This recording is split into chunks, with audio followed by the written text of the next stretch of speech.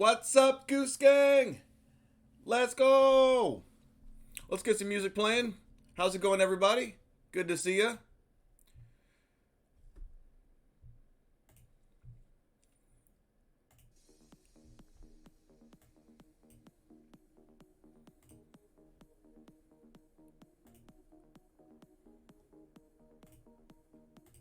Today, we're going to be playing Dimir Control, and this is Upumpat's build. If you don't know who that is, he's another streamer. His name is Tian Mafoon. We are going to be playing his Dimir Control list in Standard 2022. I've not tried this deck out, so if it sucks, don't blame me, blame him. But we're going to be trying that today, and it's going to be awesome. I'm going to show you guys what the deck list looks like right now. How's it going, Aldo Salazar? The deck list looks like so. I'm going to go ahead and make it easier for you guys to see. Here is the deck list, and I'm going to go over it as well. Might do a little YouTube video on it. Maybe.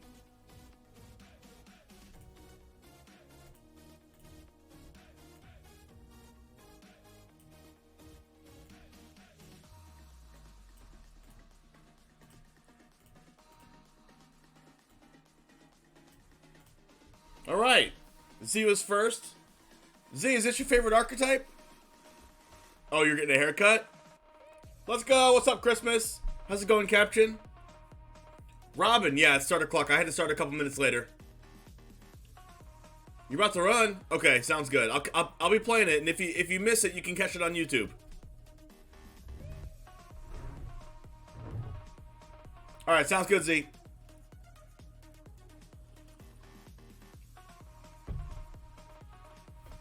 Alright, so I am going to go over this deck list and play it for YouTube here, so I'm going to go ahead and get started right now.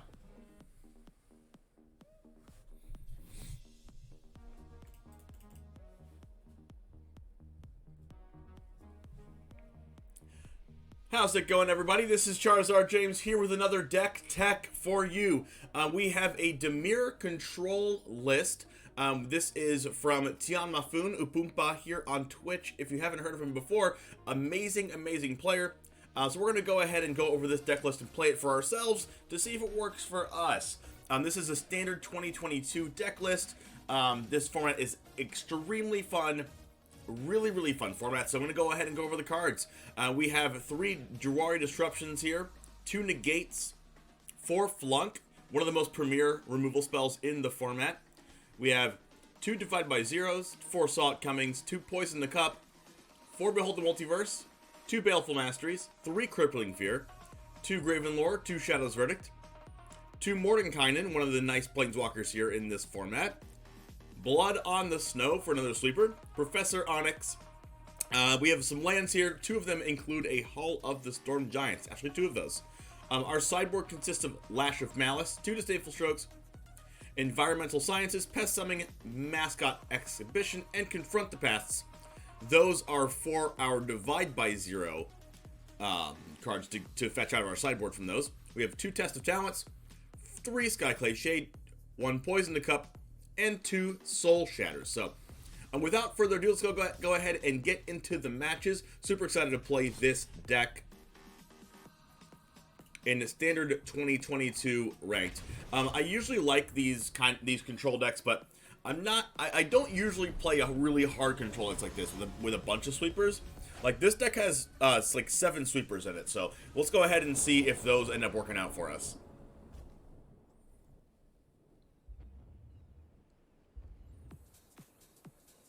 Hey Salazar, full disclosure, I'm still learning the ropes, so thank you for explaining. Oh yeah, I like explaining everything that I do, so hopefully you enjoy my explanations. And I have a competitive background in competitive Magic and competitive Yu-Gi-Oh, so hopefully those things translate into something that you can understand and work for yourself.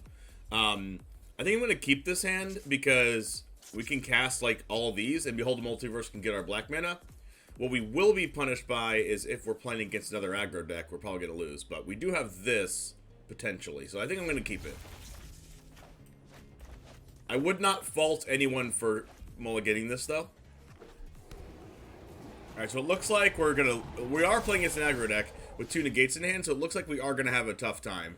But we did draw our black mana, so we're probably going to flunk earlier than we'd like to. Turn 1 Swarm Shambler, turn 2 Emergent Sequence. Okay.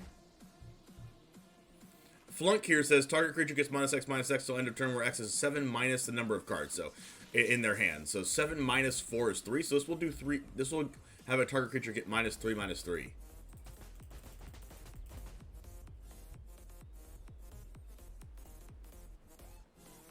Swarm Shambler plus this is kind of interesting. But I think now this would be -2/-2 now. 5 cards in hand.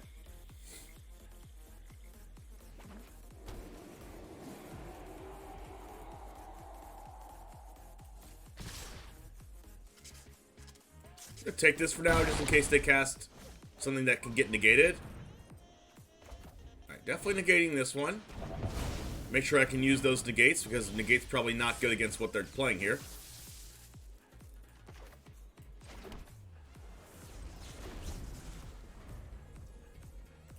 Getting a hit for 3 again. Let's see if we can negate something else. Get some value out of this. No value. Alright, I think I'm gonna flunk the Swarm Shambler, actually.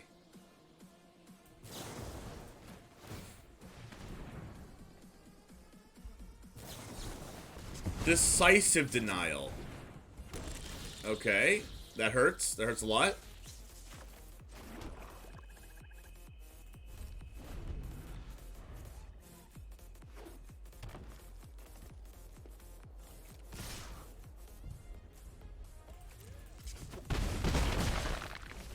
I'm looking for a sweeper.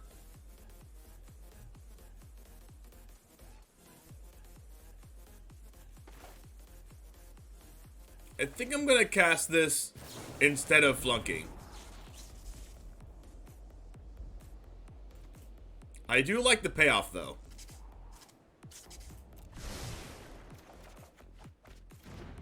Got a Graven Lore, got an Ice Tunnel. Question here is, I think I'm just going to play Ice Tunnel tapped. Hold up, flunk. And negate.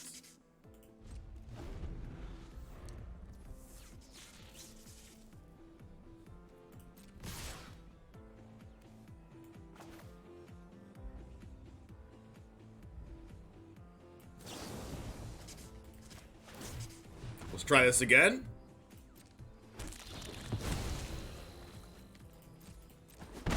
Hopefully I don't die. We got a Tanazar Quandrix. Flying Trample. When it enters the battlefield, double the number of +1 counters on target creature you control. Whenever it attacks may have the base power and toughness of other creatures you control become equal to its power and toughness till end of turn. So it doubles this, and then I can exile the Tanazar Quandrix. Or exile the island. I think I'm going to exile the Tanazar Quandrix because Mordenkainen can come down and make a big creature. And that creature doesn't have flying. I like their deck, though.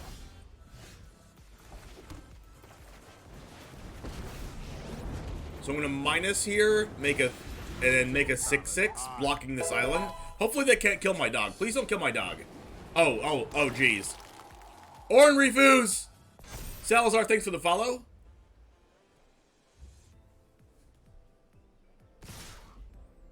Going for the throat here. Not attacking. That helps me a lot.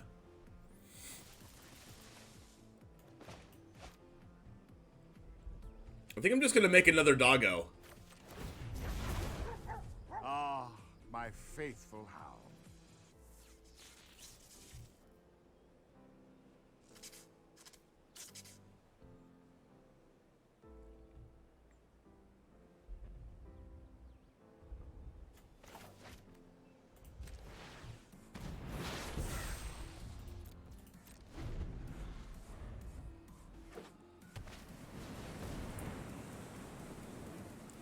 Ranger class. Okay, this gets negated.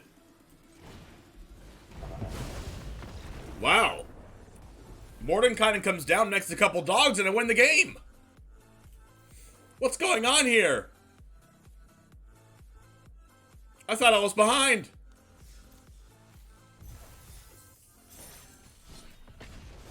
Okay. I mean, the fact that Mordenkainen can minus twice without killing itself is so good.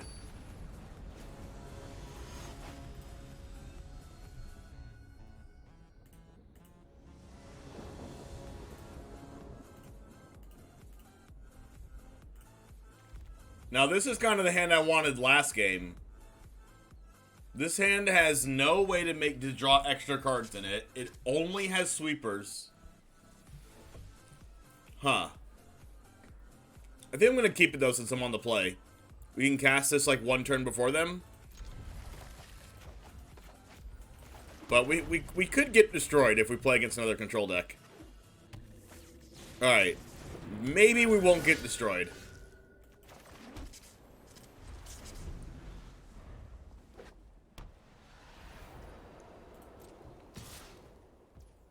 I should have killed the Usher before it attacked. So it can't boast.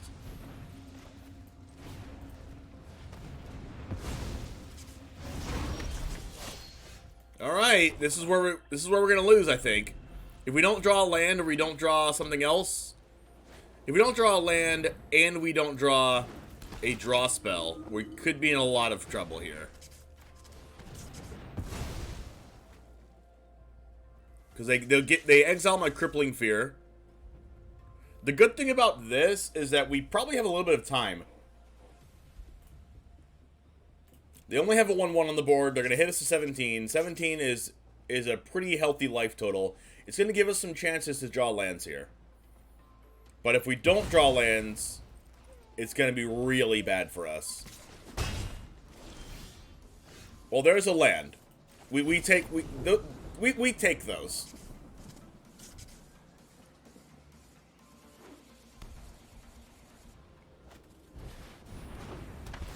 All right, the billion elite spellbinders is probably gonna be a problem. We're gonna have to get the 6 mana now to cast our sweepers.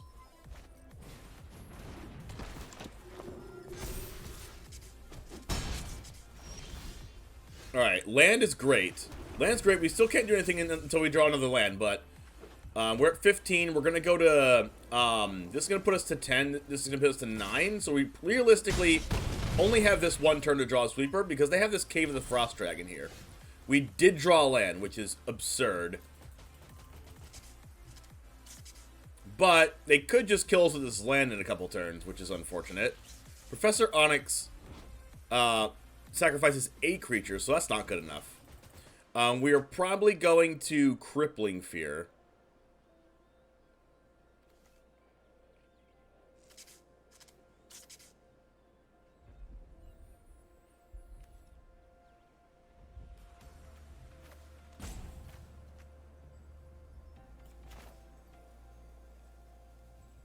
But I wouldn't be surprised if we died to the cave.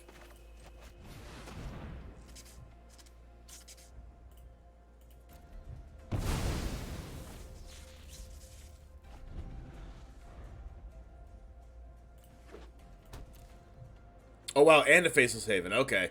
We're probably dead.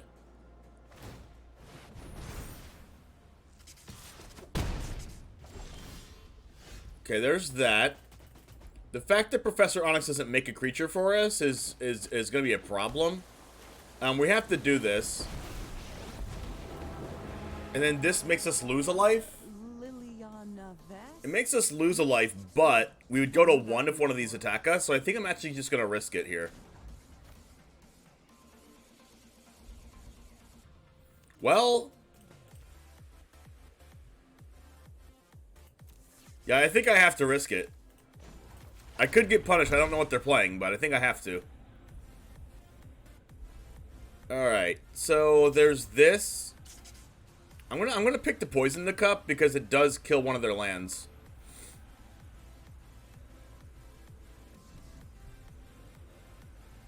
But Gravenlore is so much better.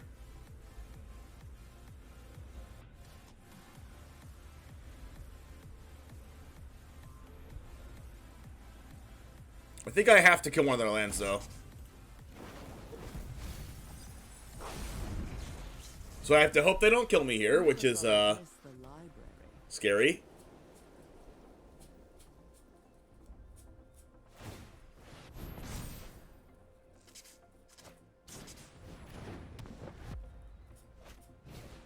Oh no!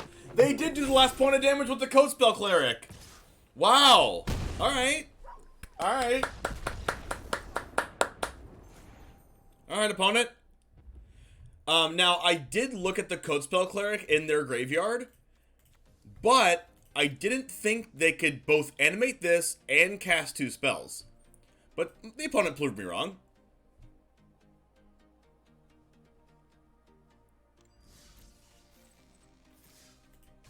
I think it's still correct to use Liliana there to lose a life.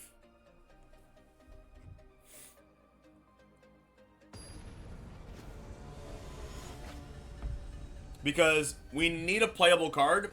That card that we got specifically was able to deal with their board and gain us life. I go first. I want to hit my opponent's nickname is Dimir. Well, I guess we'll learn who the best Dimir player is here. The best Dimir deck. Based on my opponent's deck, I'm putting Flunk back on my opponent's name. I think Flunk's really important for this hand, though. Or they could just concede. That works. That was a really good hand. I wanted to see how that one played out. It's okay. I don't know if people do that in this format or not. Just concede. But okay. We're going to start another one.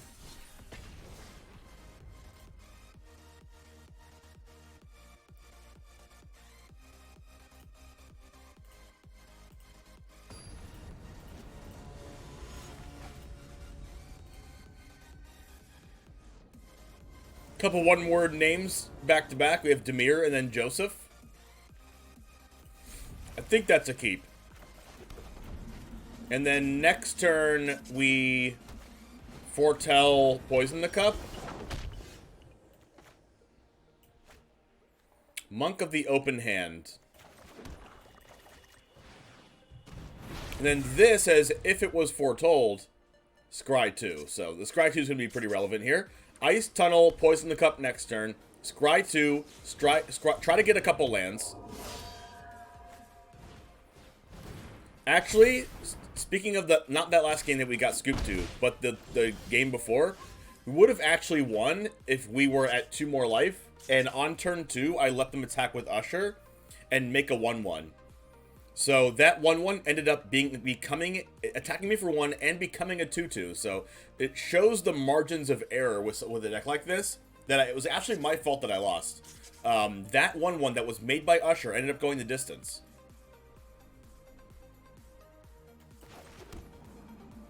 Really, really important here that you kill the Usher before they get a chance to use the Boast ability.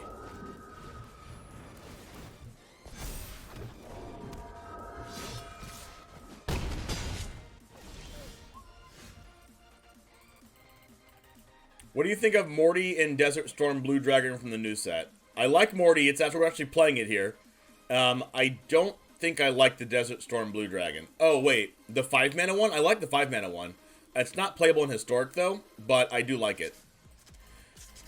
Okay. So we get the Crippling Fear here, calling Assembly Workers, because that's what I like to call with this card. And then that deals with their board. And then we're, due to Paladin class, this costs 3 mana on their turn. So we're going to try to use it on our turn if we can. But I think we're not going to be able to play anything next turn. So we're just going to go ahead and play the Poison in the Cup for 3 mana on their turn to kill the Faceless Haven if they attack with that.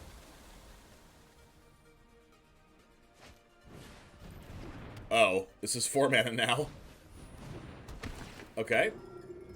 I think I'm going to hold off on killing the Code Spell, and I'm just going to try to kill that Faceless Haven. Alright, now I think we can Onyx, but I don't really want to Onyx, but I guess we'll just Mordenkainen and a minus and make a dog.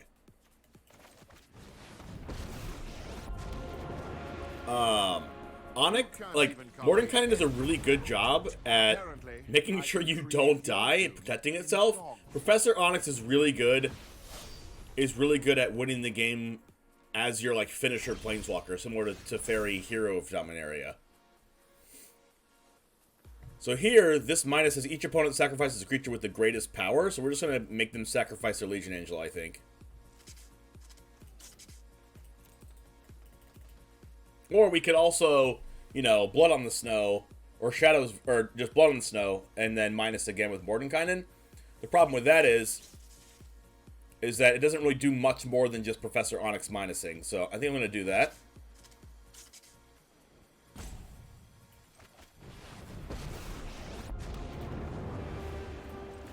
You really want to fight me? This is my favorite part. Do I plus with Morden, actually? If I'm gonna Shadow's Verdict or Blood on the Snow on this next Legion Angel, I could just poison the cup, actually. But if I'm eventually gonna be using Shadow's Verdict or Blood on the Snow, I might as well just, like, not make another dog yet. And just make the dogs after I sweep.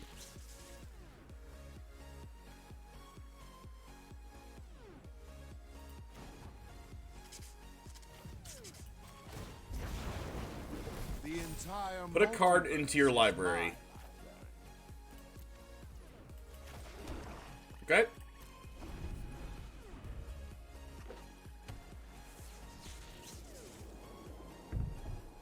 They could just go both attack into Onyx. Okay. They could have killed my Professor Onyx there. I don't know if it was going to be good for them or not. They want to get those Legion Angels up. Okay. So now, I think I'm going to poison the cup the Legion Angel. That leaves us 5 mana available to cast either Negate or Graven Lore. So, where does that leave us?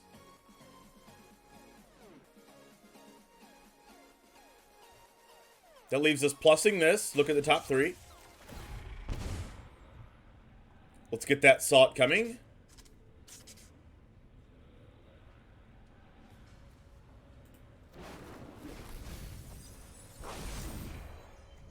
Come on, there's gotta be something useful. Ugh.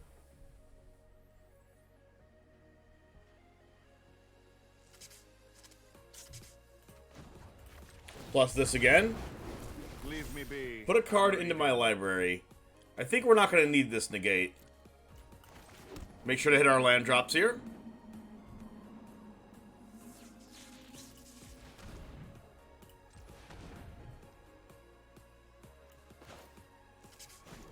You can foretell this because if we don't need to use this, we can just Graven Lore. Should have used these two to do it though. I like the spot we're in. I don't like the Legion Angels. I don't like the Flyers.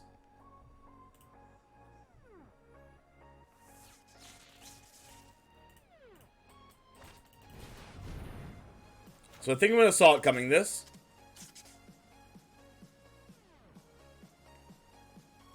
If I saw it coming this, do I lose my Professor Onyx? Yes.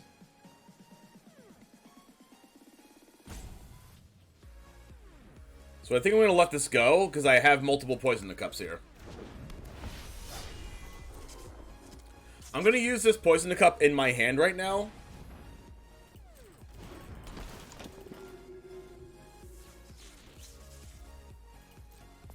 Because it's the most expensive one.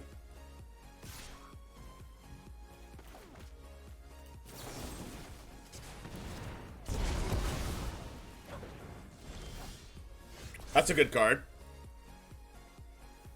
Alright, just drawing a lot of good stuff here.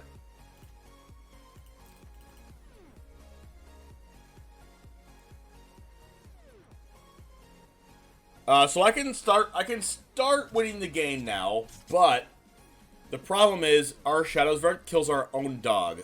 So we're going to give our opponent the chance to, if we do that, if we try to attack them, they're just going to chump block with their Codespill Clerics, which is whatever. So I think we're just going to play conservative here. We're going to plus. No need to make another dog. Like, this dog's holding the Codespill Clerics back anyway, and the Faceless Haven. So let's go ahead and plus this first. Another flunk, which is pretty good.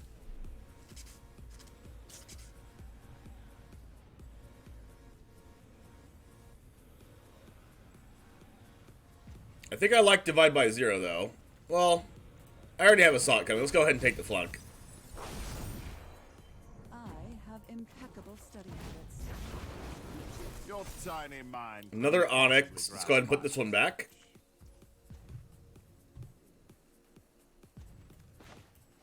And I think we pass here. We can Ultimate Mordenkainen in 2 turns. Exchange hand in library, shuffle, you get an emblem with you have no maximum hand size. But that would mean that our library has, like, no cards in it. Which is a little weird. I think I might do it just to see what happens. Then we might deck out if that happens. And I really don't want to deck out.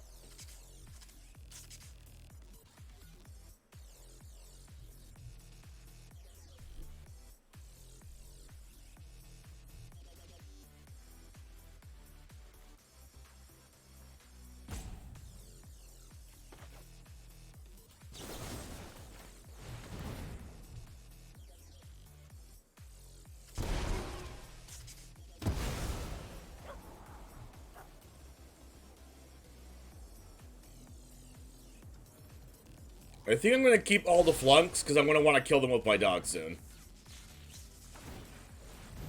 Hey, how's it going, Josh Lucen? You're digging the morning stream? Nice.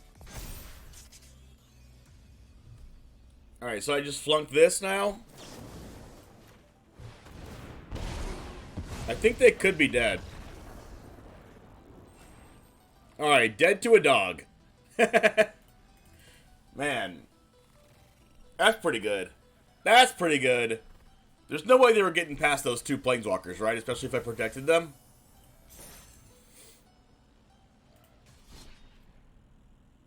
Well, if you're wondering what's happened, so am I.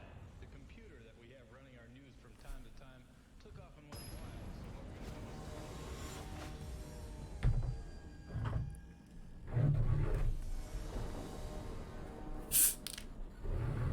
MTG first supporter.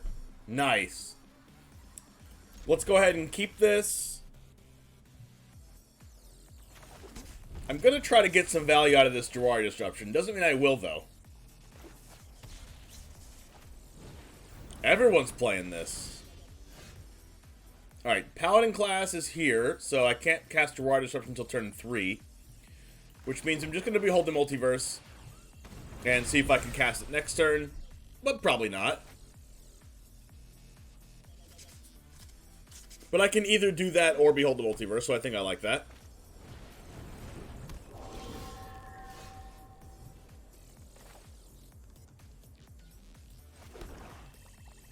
It especially works out because I'm also drawing lands, so it makes Jawari Disruption a relevant card, and I don't have to play it as a land.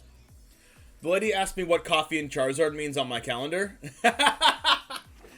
Oh, wow. I love... You gotta send me a picture of that in the Discord, Josh.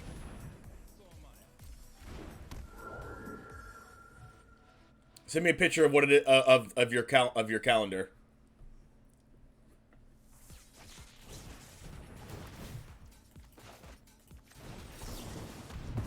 When are we gonna get a Charizard swimsuit calendar? Ooh, that's an idea. That's a good idea.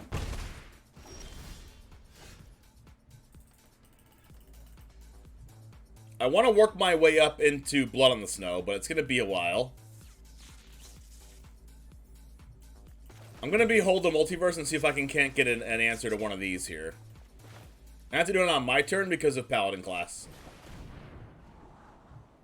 Definitely not that. I do want this land. When's the Charizard onesie coming in? When we hit 300 subs.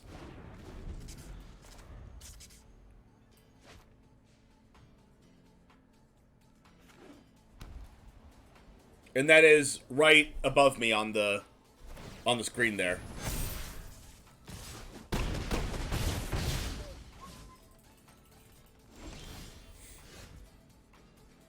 Alright, we could die to these cards because Paladin class is really good. And I think we're dead because we didn't get to 6 mana fast enough.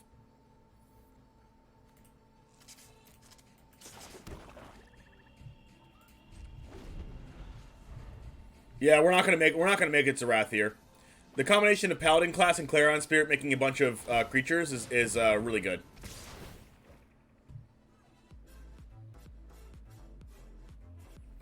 Any mana rocks in 2022? I don't think so. We just got destroyed. Well, I mean, if we had drawn any of our sweepers there, we would have been super fine. But so I don't think that's necessarily a bad matchup. Maybe I could have been greedy and bottomed that land, but I needed 6 lands anyway, so I might as well keep a land on top. But I could have been greedy and tried to go for a Crippling Fear or something like that. So you never know if the card on the top of my deck was Crippling Fear. I would have been able to most likely win that game. So all up to you on like how greedy or not you want to be in situations like that. Maybe it was worth it for me to be greedy, but I don't think that was losable. I mean, I don't think that was necessarily always a loss. It's always important when you're playing this, especially in best of one, that you take each loss and win with a grain of salt, right? Because it's only best of one, so you're not really gonna getting the best of 3 experience. You don't get the sideboard. You don't get to do anything like that. Especially with like these negates in hand, right? Like negates really bad against what our opponents have been doing. Any reason not to try Sphere of Annihilation? Just curious because it's a 4-mana Wrath-like Extinction event. It would hit everything 3 CMC or less in that situation. The real reason why I'm not playing it is because Tian Mafoon was not playing it. I copy and pasted their deck list, and I'm playing it today. We have a lot of sweepers. The problem with it is they're all really, like, kind of expensive.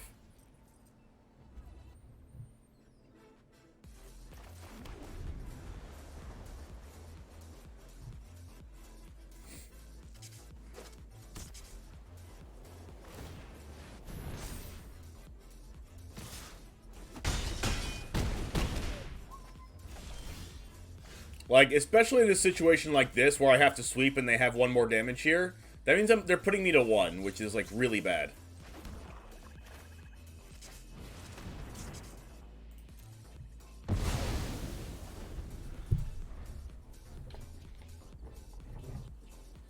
But good thing for us is we have Baleful Mastery in our hand to kill the Faceless Haven, so hopefully that gets us there.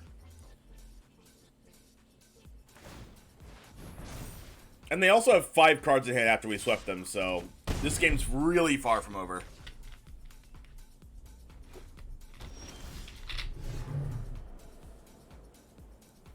What's the weirdest creature type you can pick? I have no idea.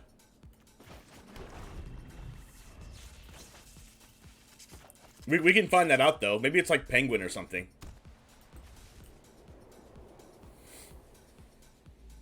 That's 2 Faceless Haven. That makes it really hard on us.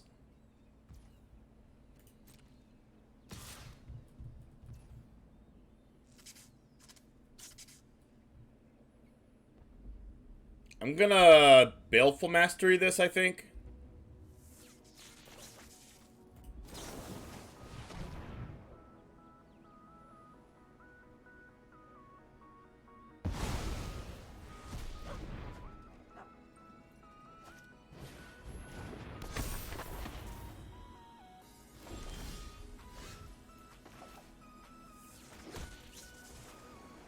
Alright, so because they played the 1-1, I think we die. I think we lose to the 1-1.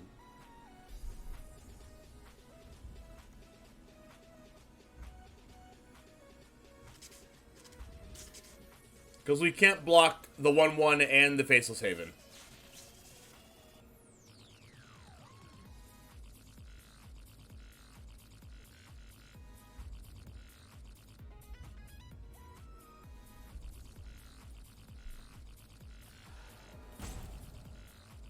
Huh.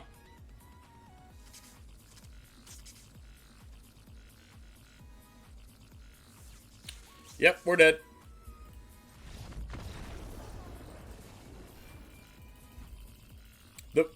The problem with this deck is not being able to cast our sweepers fast enough. That's the problem.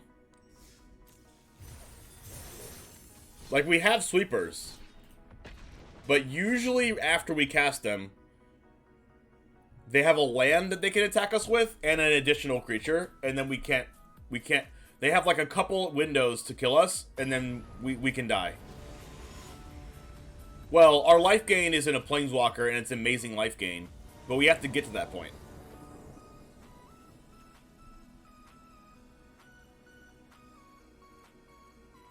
But I like playing against other aggro decks more than I like playing control mirror matches, so I'm fine with this. Plus, I think this specific build is built towards beating other control decks. Like, it has main deck negates. In best of one, I probably wouldn't play negate in my deck.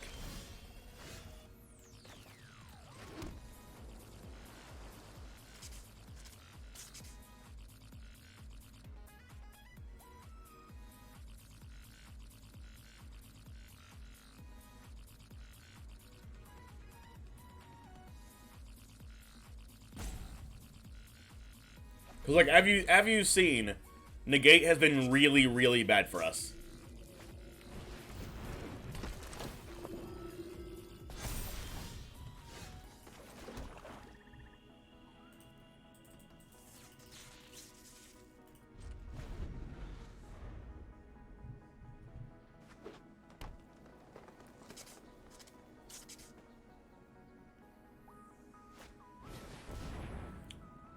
X +1/+1 counters on it when it dies. If it had two or more 1/1 counters on it, make another thing.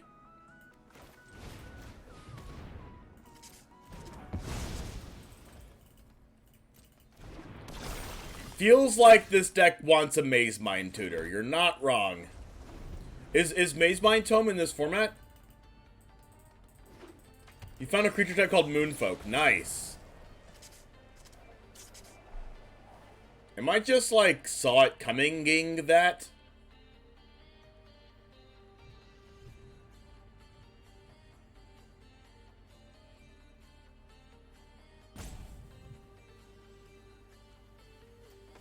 Sure.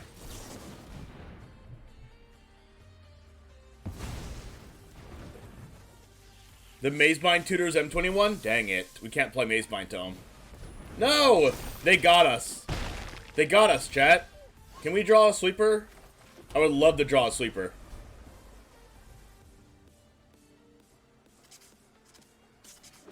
Wait.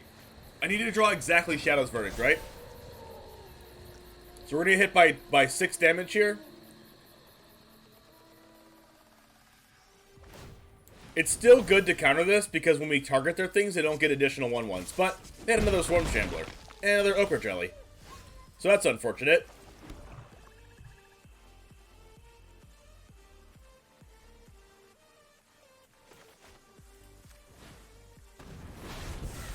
It's really bad for us that they keep drawing super hot and we keep drawing super not. If I was them, I would animate this as a 1/1 and start putting counters on their land. But it also makes sense to put counters on the Ochre Jelly.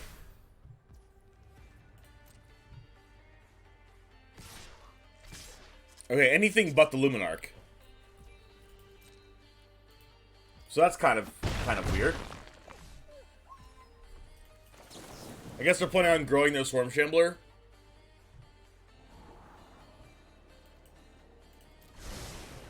Okay, Poison the Cup is okay, but you know, they have a Swarm Shambler.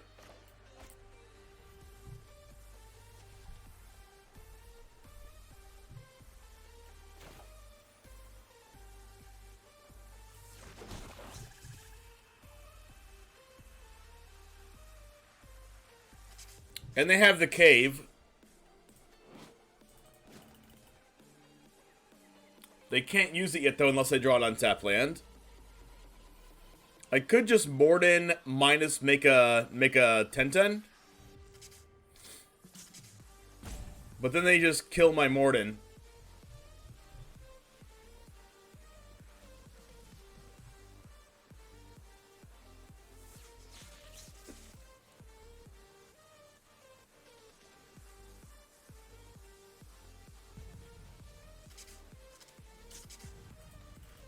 I don't think we need Lithiform Blight.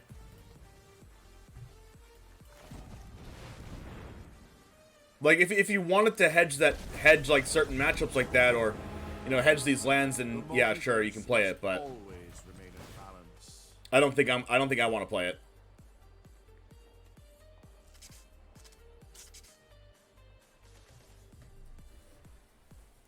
It's going to be really, really difficult on us if they draw exactly an untapped land. Well, it's every deck that we've been playing against, us specifically, but the decks that we're specifically playing with or playing against is not indicative of an entire format. We could just be like happening to play against green-white aggro or whatever every match.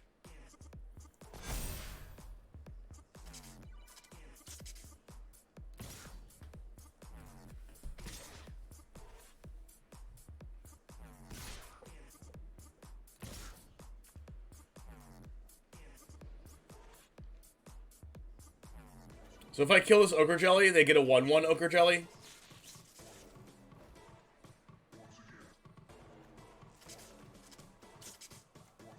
I could just block the Swarm Shambler.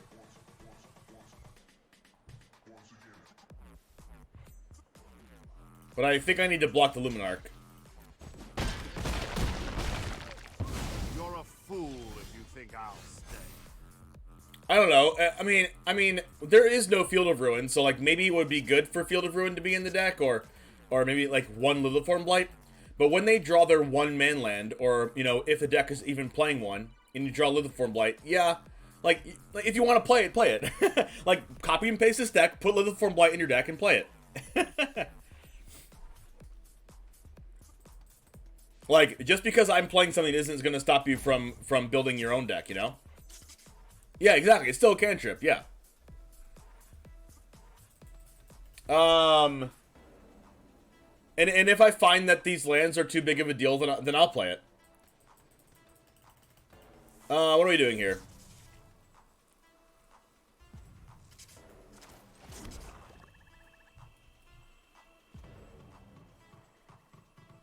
Oh, you don't want... Okay, gotcha. 1 second while I do this here. I think we're just gonna, like, make another dog. Make another dog. Let's go. No attacks. Alright. So, I think Liliform Blight is a, like, okay, to give an example with Liliform Blight to you, y'alls, I don't think it's bad.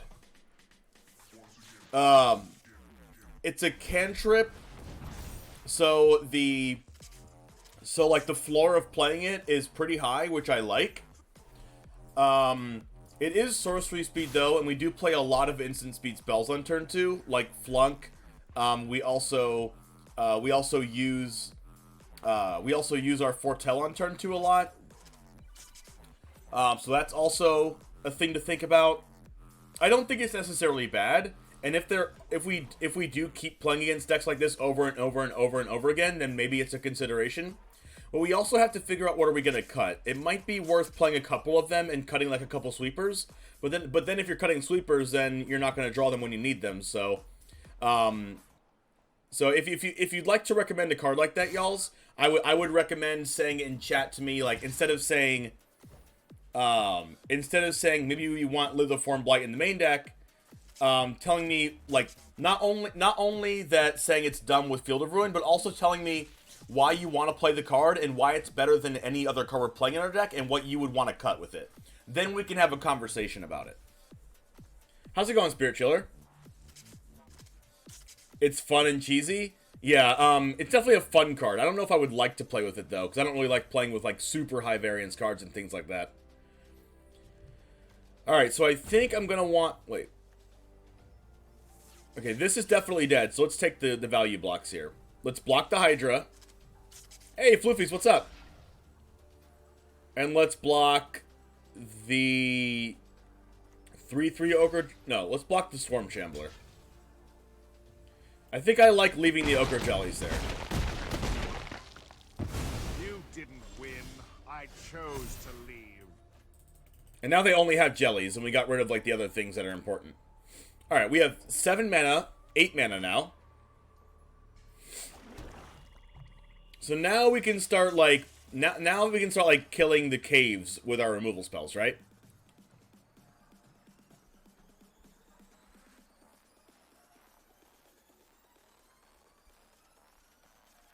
I think I was supposed to not play the land and then hit them for 10. Wait, are they dead? If I Gravenlord, do they die? Yeah, they're dead, right?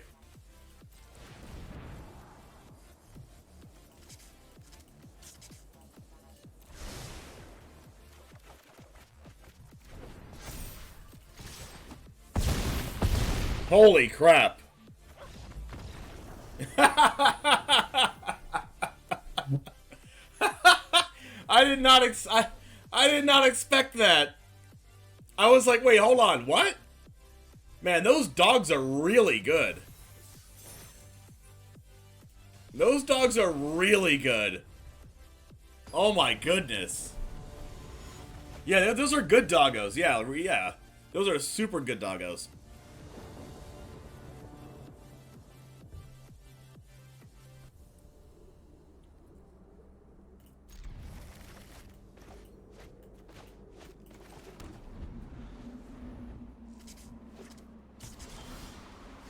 Hey, look, it's the doggo maker.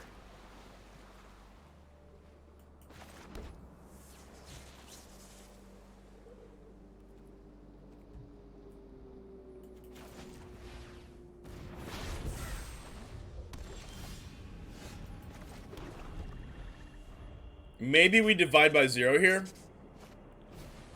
Yeah, we do. Yeah, we do. What do we get? After watching, you're convinced to get some more. Yeah, Morty's super good.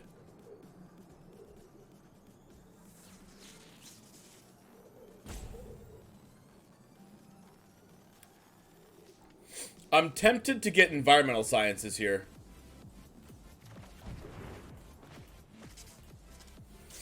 So I can just play this and poison the cup.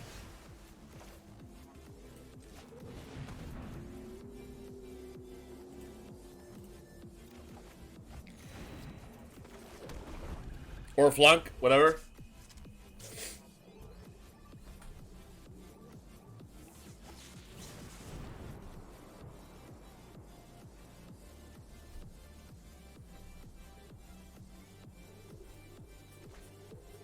The only way that flunk becomes bad is if they have 7 cards in hand when they play, or 7 or 6 cards in hand when they play Goldspan Dragon.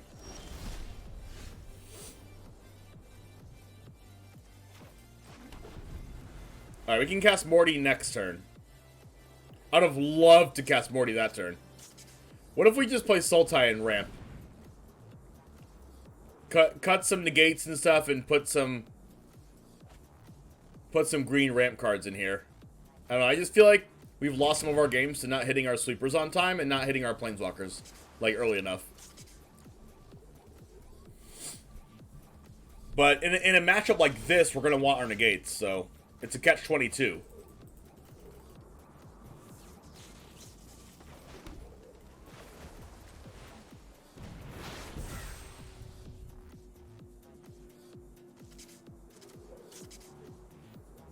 Am I playing this in? Yes, I am, Triple J.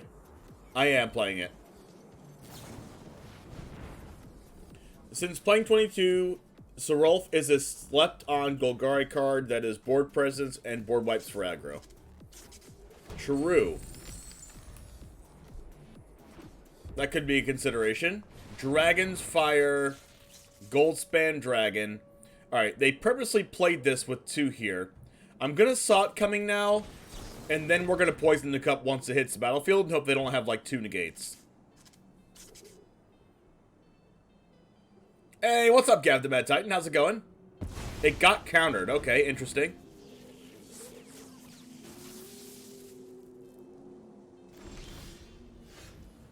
Maybe they have negate for my Morty? I'm not going to play Morty here because I want to play Morty and one of these cards. So I'm just gonna pass. I think I may just do Dimir splash green for Serolf and Binding. Yeah, Binding is a really good card, I think, that we're going to play.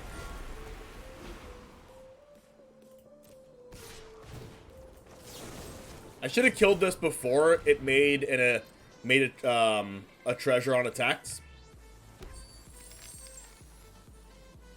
But it's okay. The treasure's still in the stack, so I don't get it yet.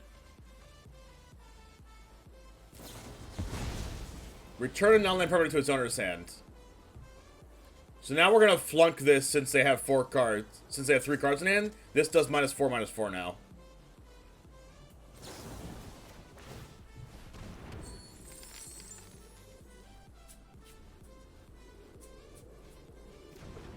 Perfect, it died. Nice. Now they have 1 billion mana still, but at least they don't have a Goldspan Dragon. They have this card, which is very scary. Can I get a Liliana? Ooh, Blood on the Snow. That works.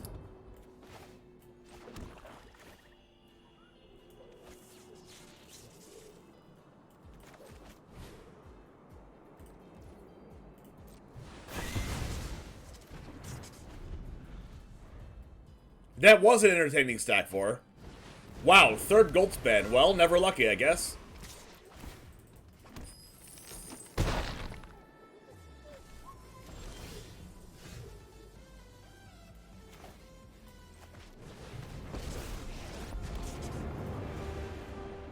Do I make the dog?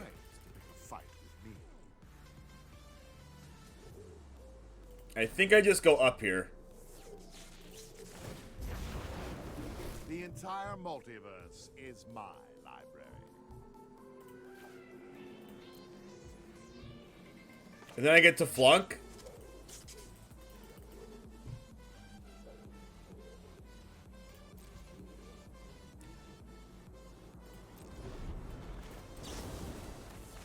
Doing it on their turn because it makes them use their mana on their turn.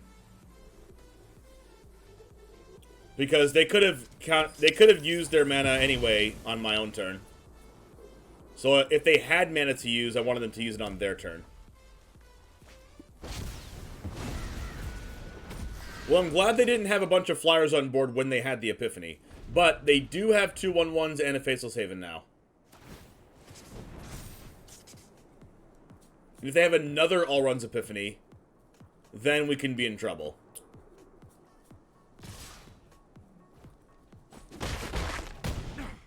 Now you have my full attention. Okay, they didn't have another one, which is very good for us.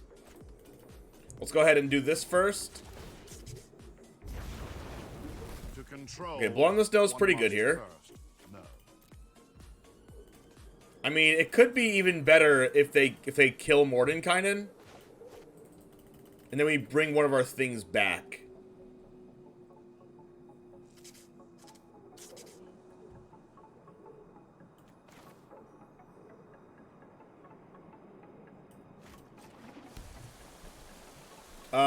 I could just Professor Onyx. Yeah, I'm gonna Professor Onyx here. And then, like, plus it. And if I don't get anything, I'll foretell this.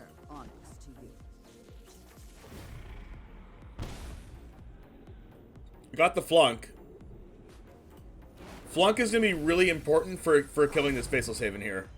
Let's go digging. Is Morden from D&D lore? I feel like I missed this guy during spoiler season. I think it's from D&D lore. I don't have too much experience playing D&D, but I'm pretty sure it does. Let's make them attack. Choose attackers first.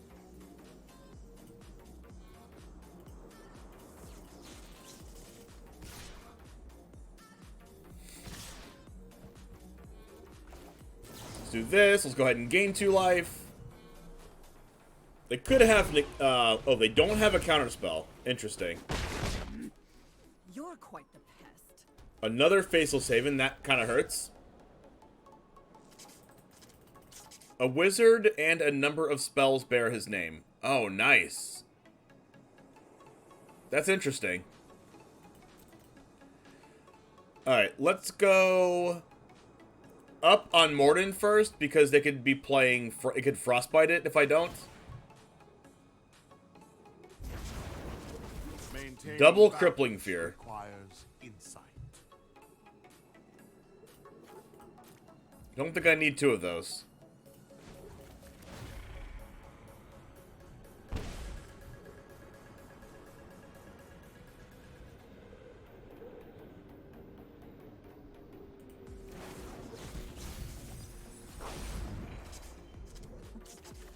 Alright, I think I want a crippling fear these 1/1s.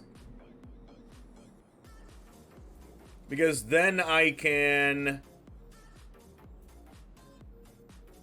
4... I think I'm going to crippling fear these.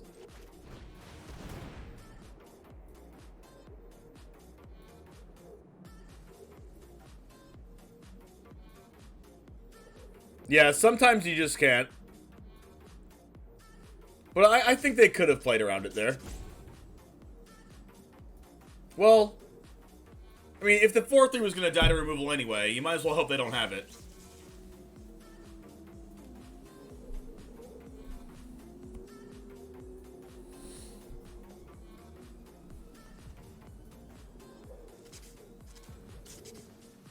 Well, it only guarantees the kill on Mordekainen if I have a card that can't deal with Faceless Haven, but can deal with a 1/1 bird.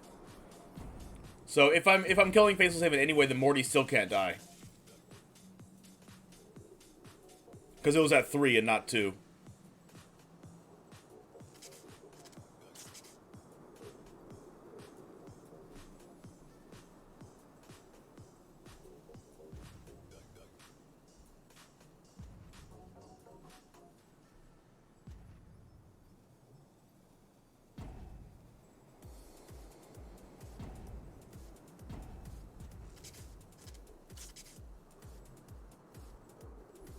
Alright, opponent has seemed to disconnect. Crippling Fear is just too good, chat. Crippling Fear not only put the 1/1 birds in fear, but put my opponent in fear as well. I didn't know Crippling Fear also worked for your opponent. Just their creatures.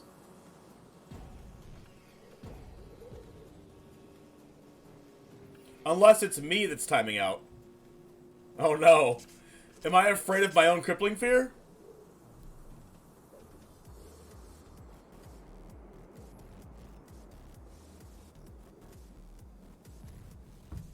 Oh no. Come on! No! Just let it happen! Let it happen! Okay. Assemble Worker, Advisor, Aetherborn, Ally, Angel, Antelope. Ape, Archer, Archon, Army, Artificer. So far, I think Atog is the weirdest one. Aurochs, Avatar, Azra. We're gonna go with Atog.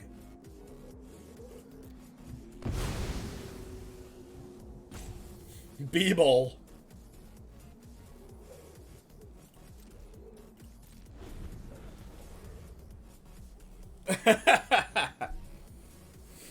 Alright, so now Faceless Haven can't kill either one of our prized planeswalkers.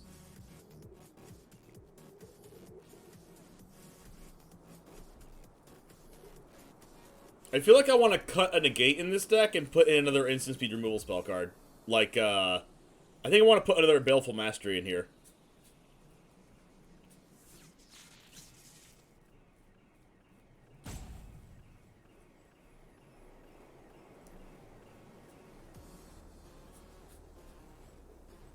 But it seems as though our opponent has either given up or lost internet connection.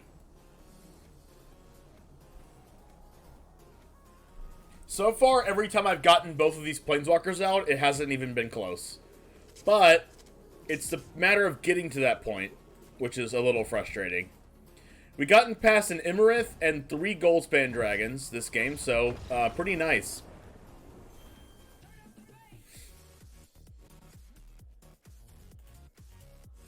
Yeah, but there was no need to give them that information there. There was just no need to foretell there.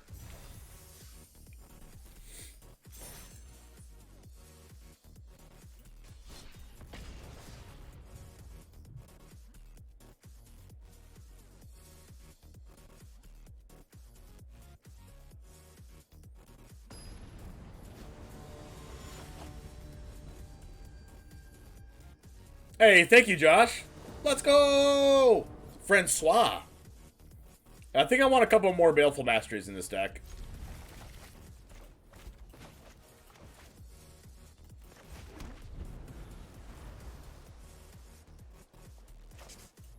I'm going to play this as a black source just in case I draw exactly black mana Poison the Cup.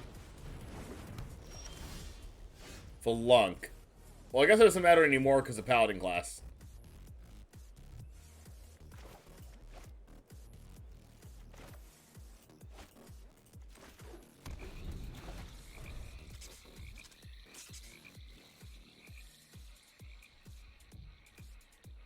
Paladin class is pretty good against our deck.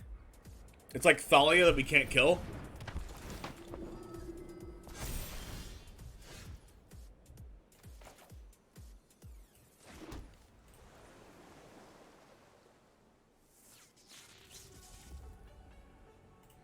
I want to divide by 0. Kind of. Oh, I can't divide by 0. That's unfortunate.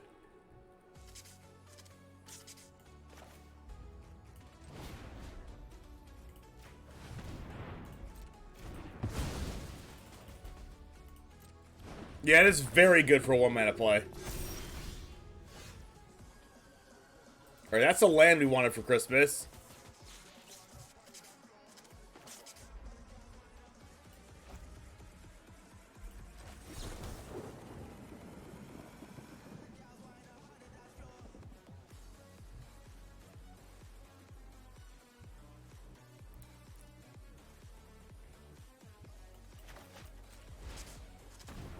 I'm doing this because I really need to draw land next turn. If I don't draw land for turn, I'm going to fire this off. And I'll still have a land drop plus Baleful Mastery to cast. I know, right, Josh? Another Jawari's. Let's Behold the Multiverse. Try to get untapped black mana.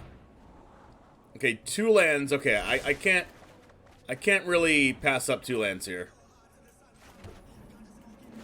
And then we have to Baleful Mastery on our turn because Paladin class is going to give us a nightmare if we don't.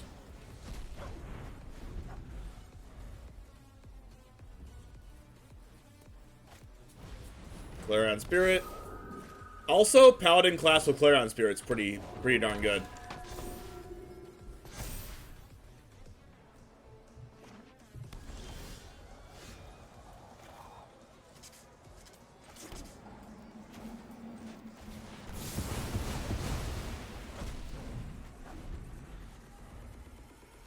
Yeah, Ranger, Paladin, and Bard are really good. I played against the Gruul class. A couple, like, I think it was yesterday morning on stream. Oh wow, can you stop it, please? Can you calm down?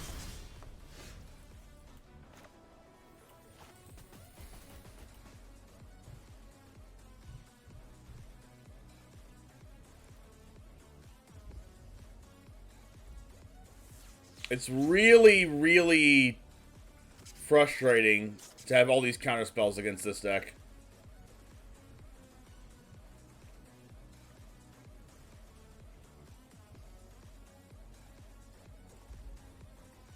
Especially because there's double Paladin class, I can't even foretell this. Oh no! I was supposed to play this as a land, oh well. Yeah, Domri, Gallia, there's also Clothis. There's Gruul Spellbreaker. There's a bunch of cards.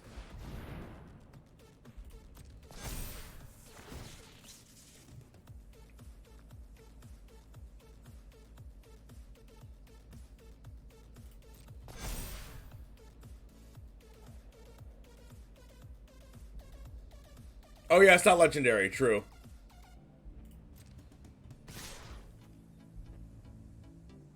Oh wait, Divide by 0 can return the Monk of the Open Hand to hand.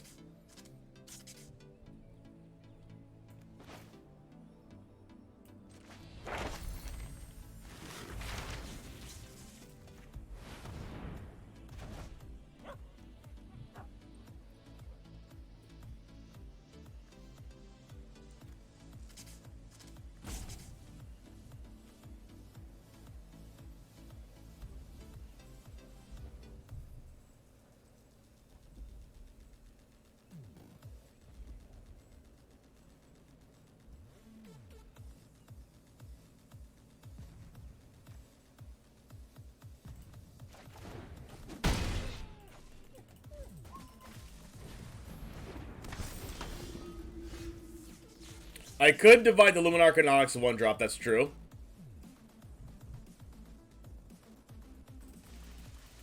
Hey, what's up, Virgil?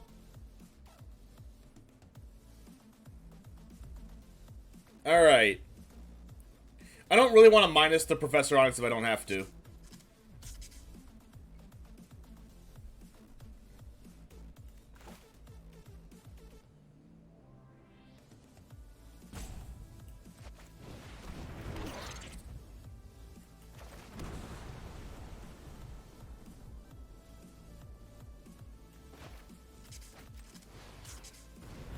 Alright, get some chump blockers out here. Buy us some time. I need to just buy time until I can draw a sweeper. I don't mind this Spellbinder. I mean, this Spellbinder is kind of good, right? Because they have Luminarch Aspirant on the 5/3. It's also a flyer, so it's 6 power. Which is kind of scary. I don't need Onyx yet anyway. I really need a Shadow's Verdict or a,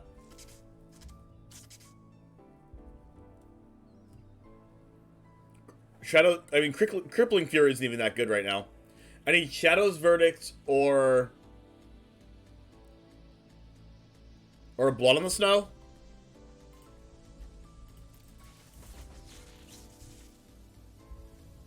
Two bards in play, you could just cast it for free from Graveyard. That's funny, yeah. The bard class is really good once it gets going.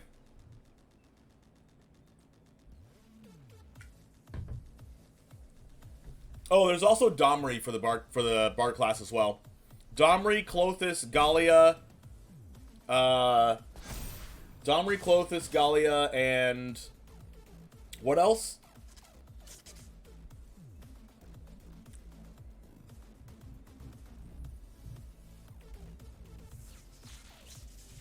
I think I'm just blocking these now. Let's not take any damage. Buff our life total. There's a land. Let's do this to see if we can try to get a sweeper.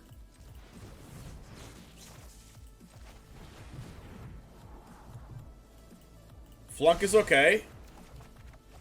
Morty is okay.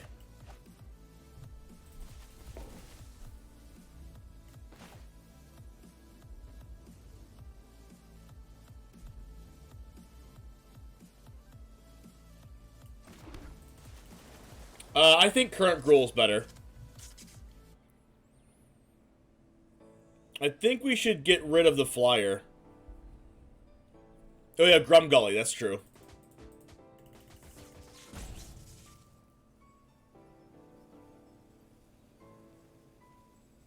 Getting rid of Luminarch Aspirant's pretty good too, but I think the flyer is going to kill us before any of the ground creatures do.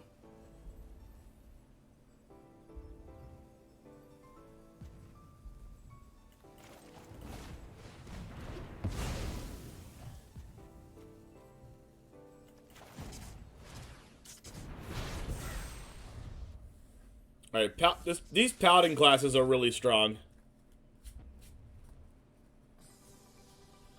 It's making everything in our deck just impossible to cast.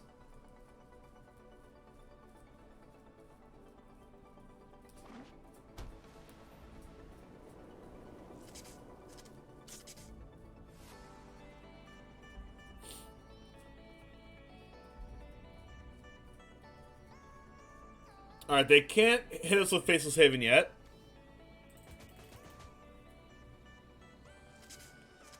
Paladin class ban? Nah, it's not that good.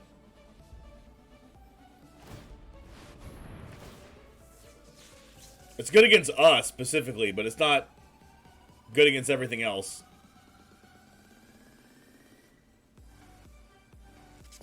We need to draw a sweeper. Oh wait, I think we're just dead. Yeah, that card's bonkers against us. Alright, I think I'm taking out Negate. That card has been awful. It's probably good in the sideboard, but it's just not good here. There's 2 negates, like, the Solid Cummings are kind of bad, but, like, it's just bad against that matchup. Solid Cummings are a good card in general. Hey, Vor, thanks for the follow. And I think instead of playing, like, these big sweepers, we should just play, like, another Baleful Mastery. Or, like, another Poison in the Cup.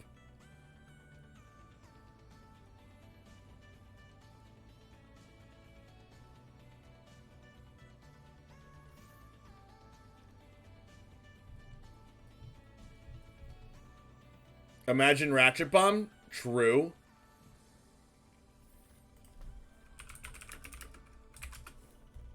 We could play Sphere of Annihilation. No, I don't think Sphere of Annihilation's good because it's a delayed sweeper. Like, we play it and then they attack and then their board dies and then they just do nothing. Like, they attack, we play this.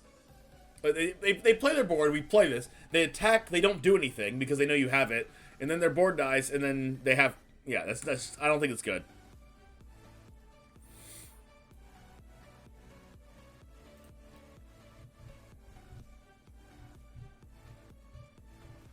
I've not been impressed with this card. I'm gonna cut one of these.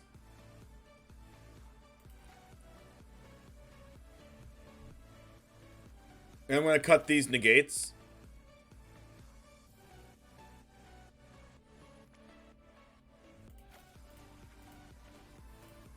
For another Crippling Fear.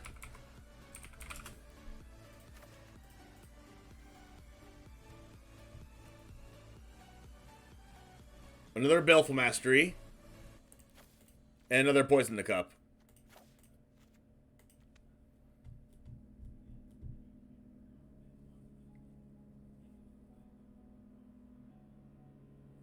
I think I'm going to do this.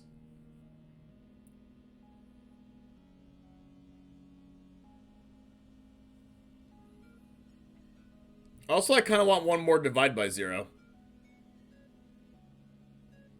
Litho, what's... Oh, Lithoform Blight? No, I don't think so.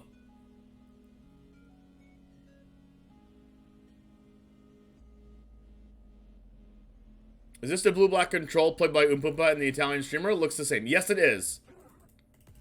Yeah, it's right here. The name is right here.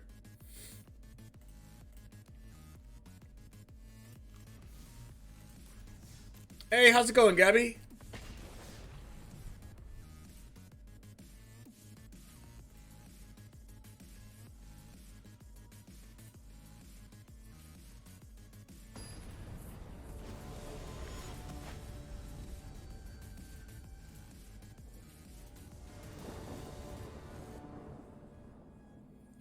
Well, this hand is awful, but we have Behold the Multiverse, so I'm going to keep it.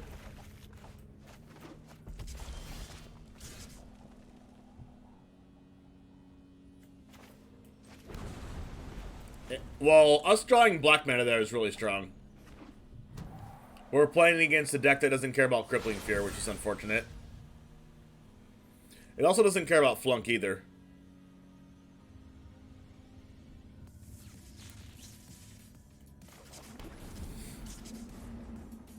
Is there no Epper Gamer music at the moment? There's music playing. I don't know if it's Epic Gamer music.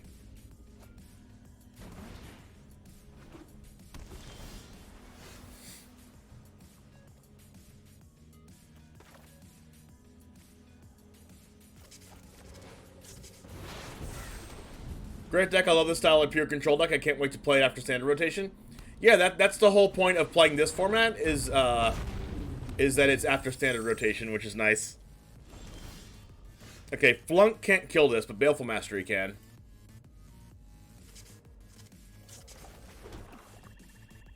I think I'm gonna do it now.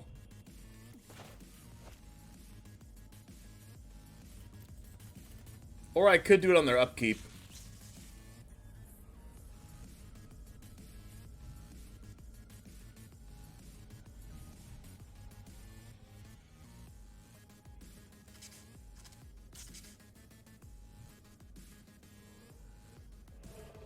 Like, if they have Goldspan Dragon, I'm just like super kind of dead. But if I make them use a spell here, then I can't kill it with Flunk anyways. So I think I just have to like do this now, unfortunately.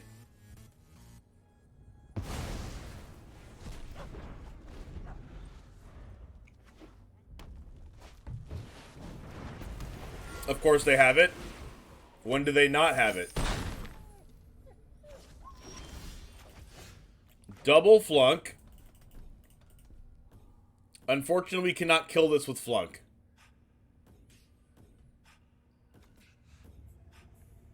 We can kill it with double Flunk, but that's not good.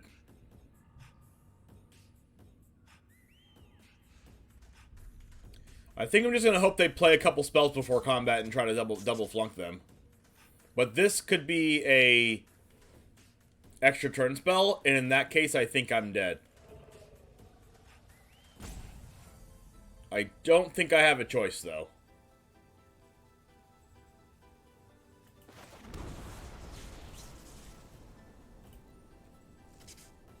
I think I just have to, like, flunk the Goldspan now, hope they counterspell, and then if they counterspell, I can kill with the other flunk.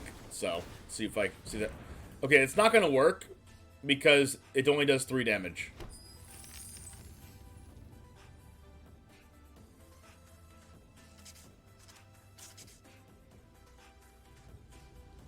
So it's gonna do 3. It's gonna do 3/3.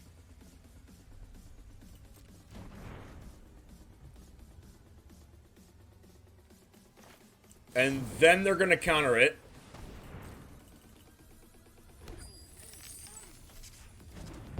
Oh, or it's gonna die. That works too. I guess I have another one. Of course. Then they play extra turn spell.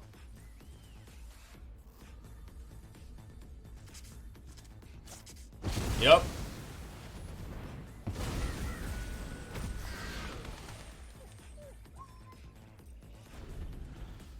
And then they attack me, play another extra turn spell. Because they have like a lot of mana here. Play one more. They don't have another one. Doesn't look like we can win though.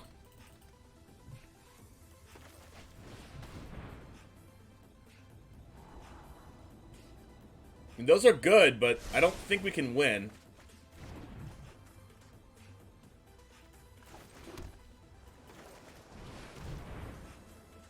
Nope, we're dead.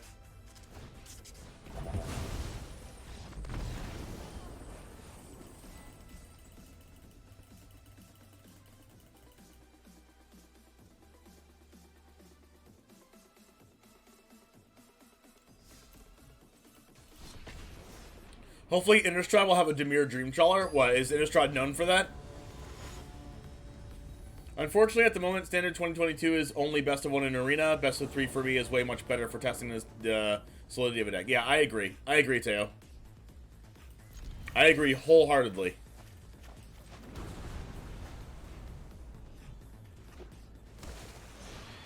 Alright, Crippling Fear is going to be really good here.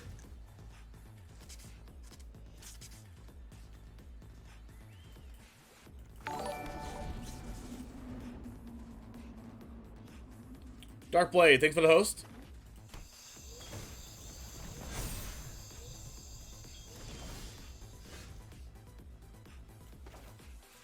Alright. This is a good saw coming opportunity.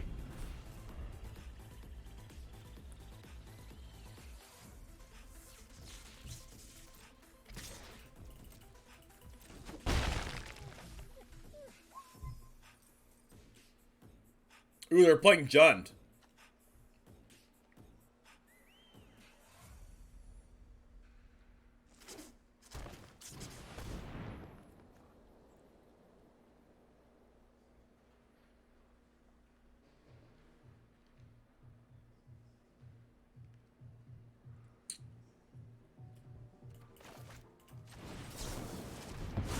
It's wonderful not to run it into the Rogues or Ultimatum in mono white decks all day, though. I agree. I agree. I like that I'm playing against a lot of cool things.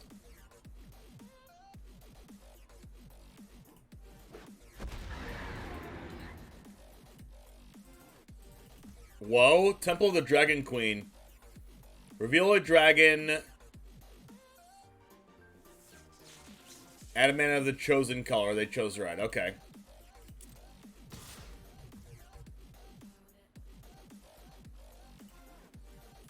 I need to save Baleful Mastery for Goldspan now. ETB make a treasure. Other creatures enter with additional +1/+1 for each mana used for a treasure. Okay.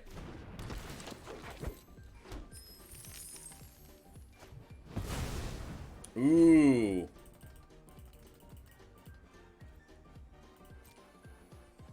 Okay, so I guess I'm using Shadow's Verdict.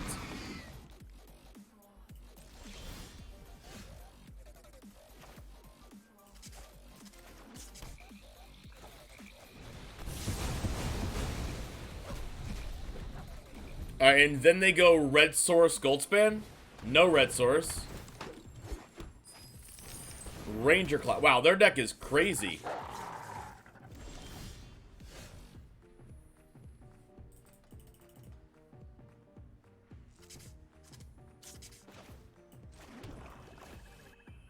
Second Crippling Fear.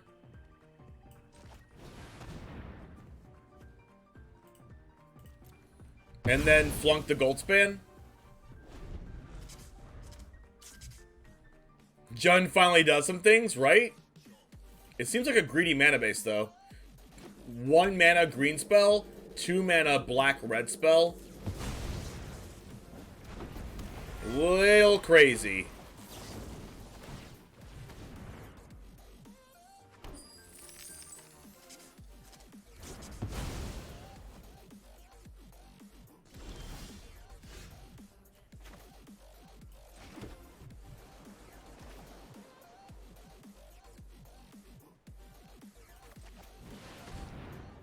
I think I'm going up with this first one, so because if I go down, I die to another Goldspan Dragon. Requires such little effort.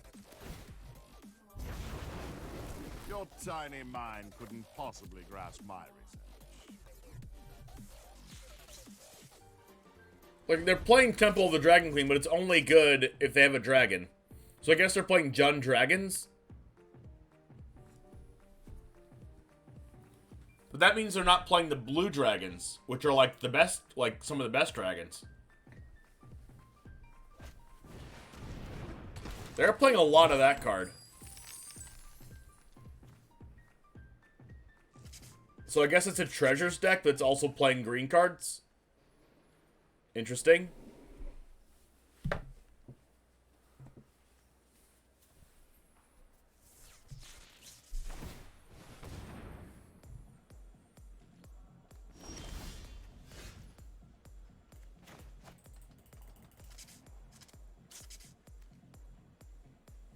Am I going up again, or am I making a dog?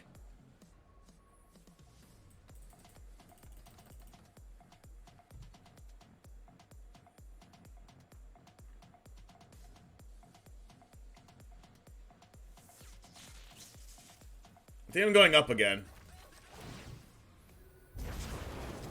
The entire multiverse is my library.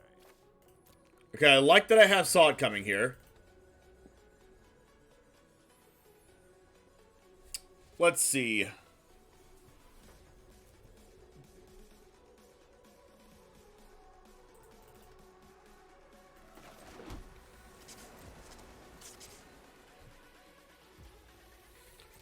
It's also hard for them to attack because I have Hollow Storm Giants as a blocker.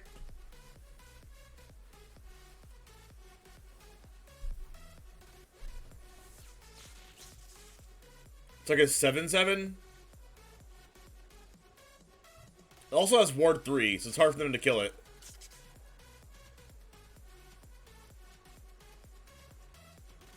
I can also animate this and Baleful Mastery if I really need to.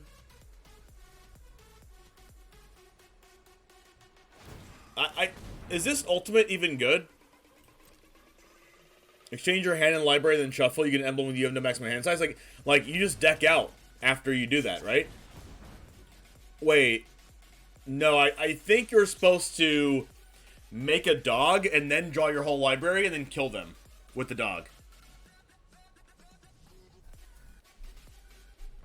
I think.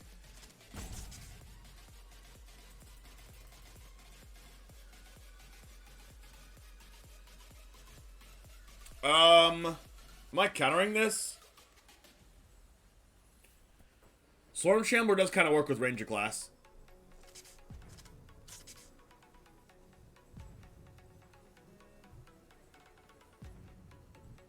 I think I'm letting it resolve, though.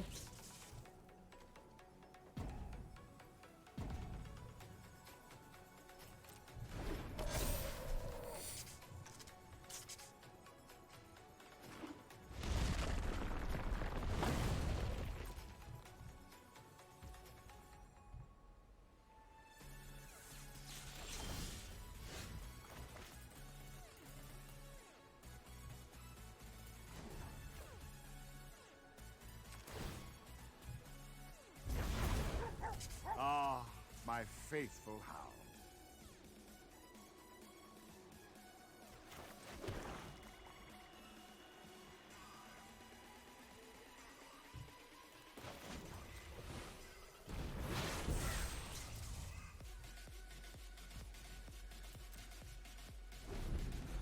I think I'll be okay with the dog here. In play.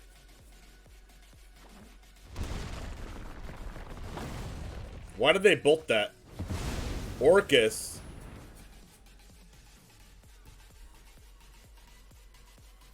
Oh, so they're going to try to bring the Goldspan Dragon back. Well, that's a no.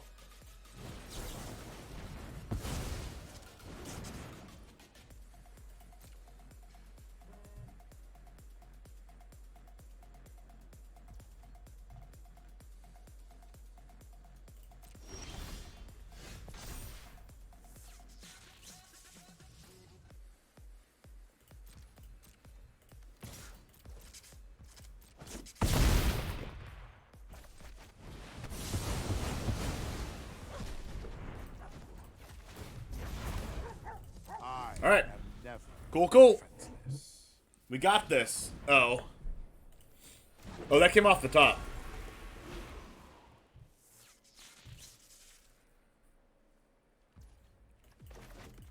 I need to divide by 0 to get rid of that Ranger class. Make them use all the mana over again.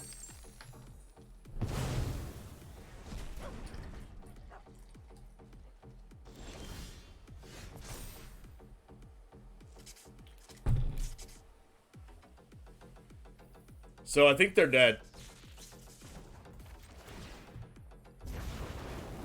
The entire multiverse is my library.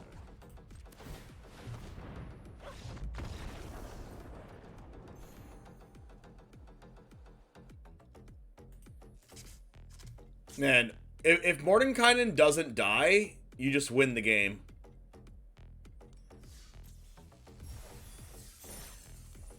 Alright.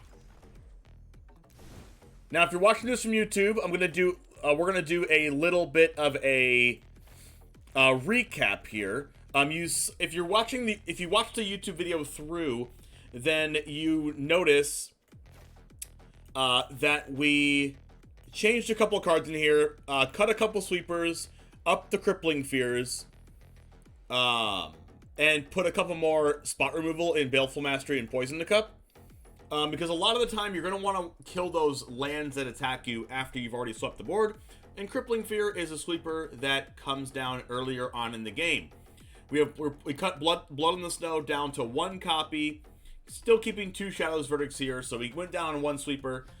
We cut the negates because negates seemed pretty middling. If we were playing best of 3, we would definitely be playing negates, but negate is really, really bad in this best of 1 meta. So this is the deck list that we ended up with. So if you'd like to copy this deck list for yourself, it's going to be down in the YouTube description below. Thank you all for watching. When we won a lot more games than we lost, so make sure to try us for yourself if you like Dimir, Control, in Standard 2022 or want to try out some new cards that aren't in the current Standard and don't have Eldraine in them. So, have a wonderful day to you folks, and I'll see you in the next video. Alright. Let's go! Bye, YouTube! Alright, we're still playing, though. We're still playing. I just didn't want to make the YouTube video too long, you know? Also, if you want to, if you haven't already, please sub to my YouTube. That top channel there is my main YouTube channel, and I just uploaded Stream League 5 today. Stream League 5 from front to back, from start to finish. Amazing tournament. You have to watch it if you haven't watched it already. I'm not going to spoil the winner to you, or the finalist to you, if you haven't seen it yet. But it's a historic tournament with streamers. 32 streamer event. I covered the entire tournament on stream with Jim Davis, and it's all up on YouTube now. So make sure if you haven't caught it, to go watch it on YouTube.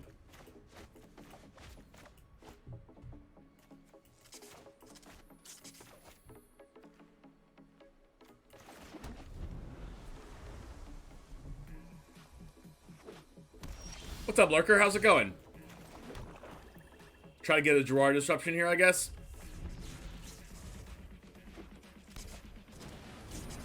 Perfect.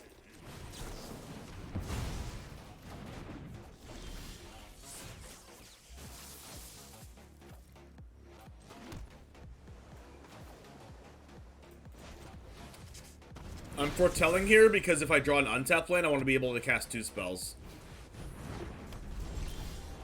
There we go. It's all coming as planned. Wow! Snowland destroying my life. I should have killed that before I played the land. Oh well. RIP.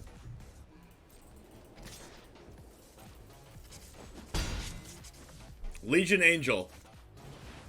Oh my goodness. James, I'm judging the Venus and Mercury League one shot on Saturday, and I think it counts towards my requirements to become level 2. You're insane! Let's go! Clap it up for Gabby, chat. Clap it up.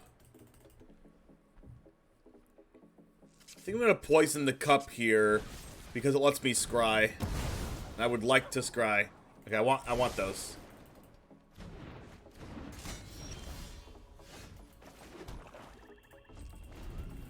I'm going to Gravenlore for scry 5, draw 3.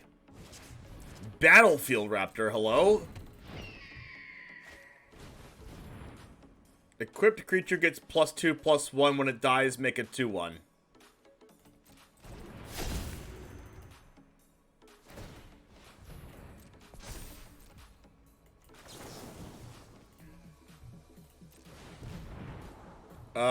We definitely don't want these. We want like 1 more land. 4 to the bottom, 1 to the top. Alright, that didn't help us very much.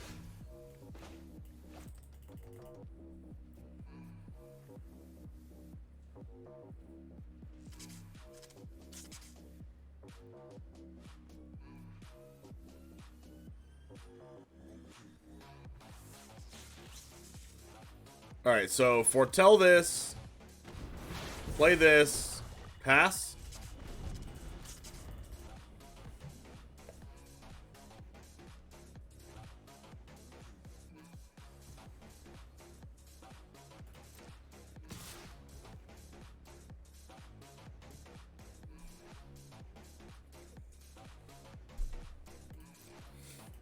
I don't think I need to worry about this right now. My turn. I guess I'll kill it.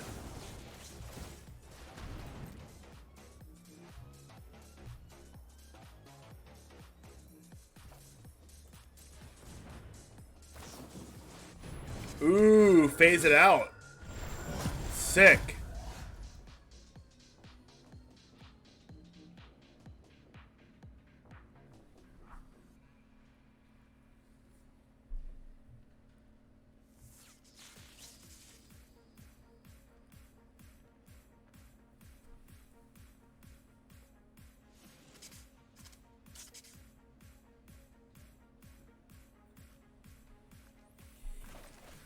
Hey, how's it going, Bird Pal?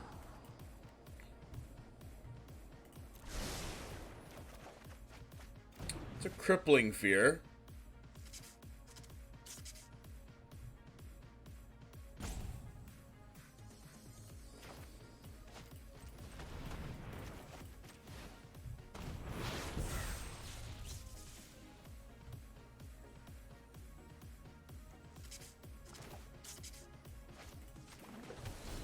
I would play the tap land here, because I know I have Build a Multiverse, but I need to make sure I bluff the third mana here, because they have Valkyrie Protector Shield, and I want them to play around a removal spell.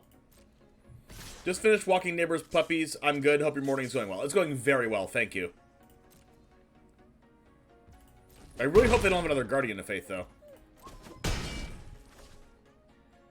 If they pass, I want to know... Oh, jeez. They have another Guardian. Okay, Flunk is good, so I can kill something in response to the Guardian. Okay. I need to play an untap land here, because I need to be able to target something after I Shadows or Crippling Fear.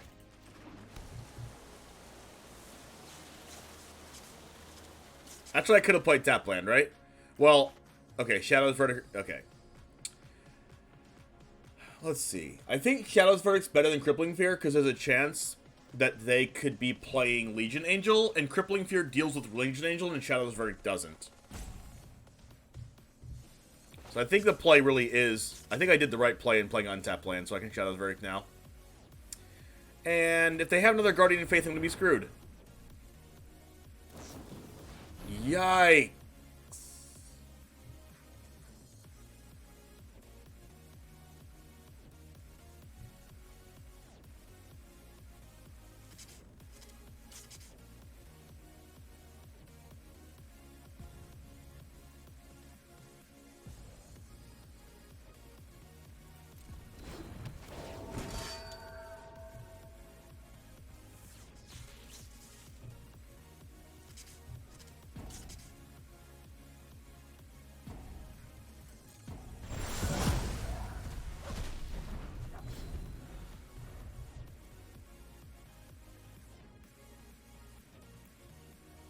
Alright, so now I get to flunk something. The Luminarch. Luminarch's perfect to flunk.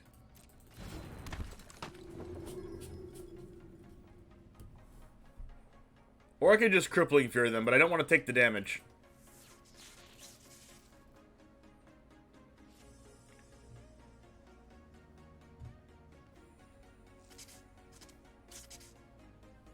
I kind of want to flunk the Raptor now.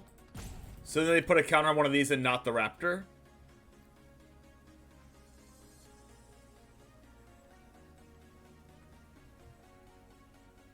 Well, I think if they go to put the counter on Raptor, I just flunk in response.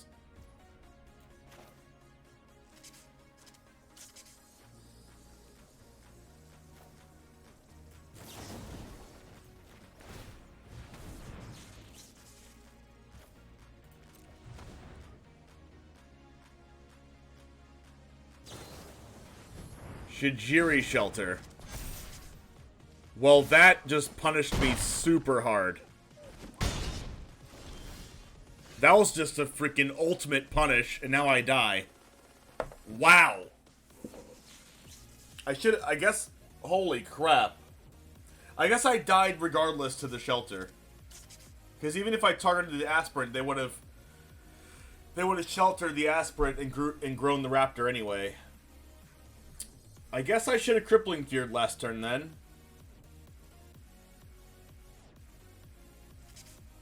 Instead of Shadow's Verdict. I feel like I just wanted to play around them having the Legion Angel.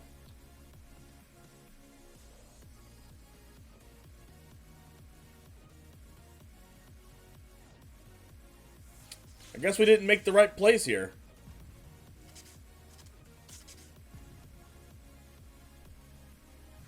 I don't know. I feel like I made the right plays though.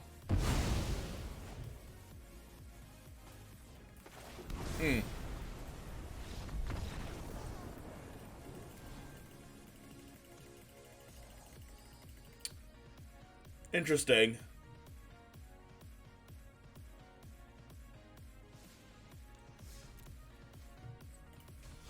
See, it seems like a good card. But I haven't wanted that card yet, though. Like, how does that card help our deck at all? Like, we haven't needed to do that, to exile anything from graves yet.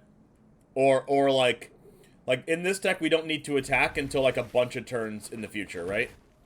And if we're gonna do that, we might as well play the blue one. The one that's better at attacking later on in the game. Man, I feel like I played that right. Maybe I just played it wrong.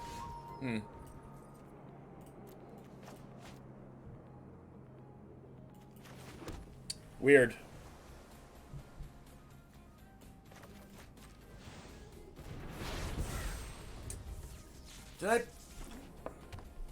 Should I just not care about Legion Angel in those decks until I see it? I feel like if we Crippling Feared earlier and they had Legion Angel, we could not deal with Legion Angel. Huh.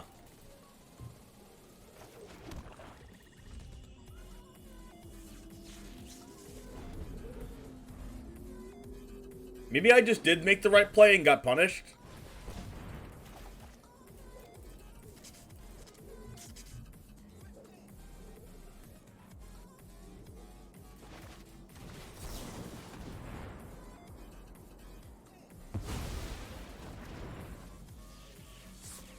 It is what just gas?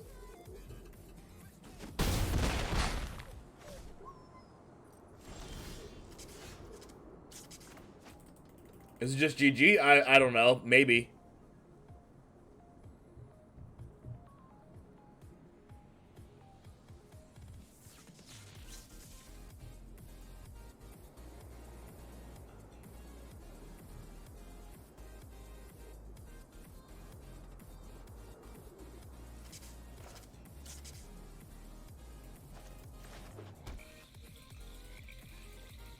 Well, we have a couple ways to reset it.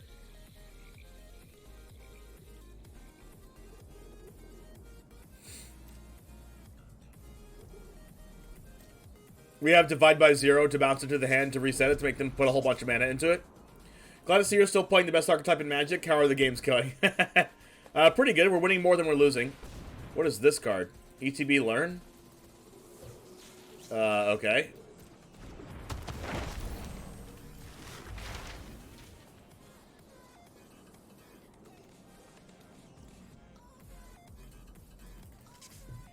Alright, we need to Baleful Mastery this before it draws a card. Snakes can Veil too, of course.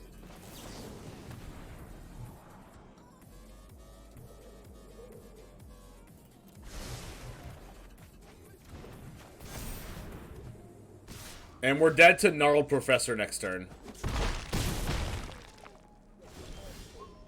Because it can't be hit with Shadow's Verdict this turn.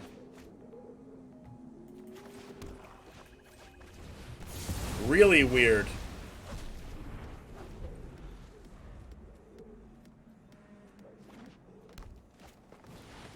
Wow, they're playing a lot of cards that can't be verdicted. So we're playing like a bigger version of green with Gnarled Professor, Froghemoth. I don't know, it seemed like they had a perfect combination of early aggression and huge creatures.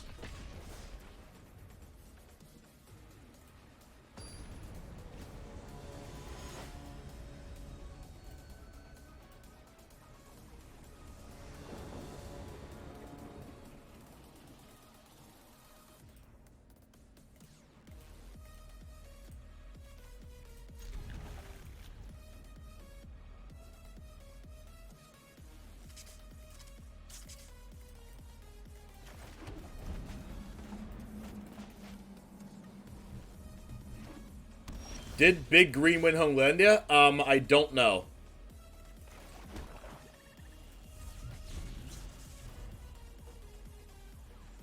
The one that Inside Esports open? Oh, okay. Youthful Valkyrie. Okay, I can't kill that with Flunk.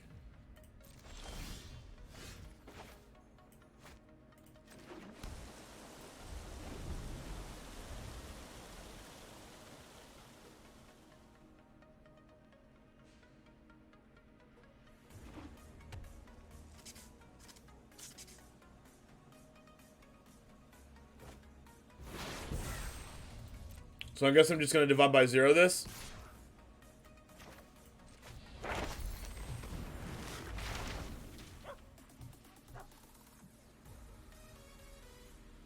I most of the time pick environmental sciences. So I just want to draw lands.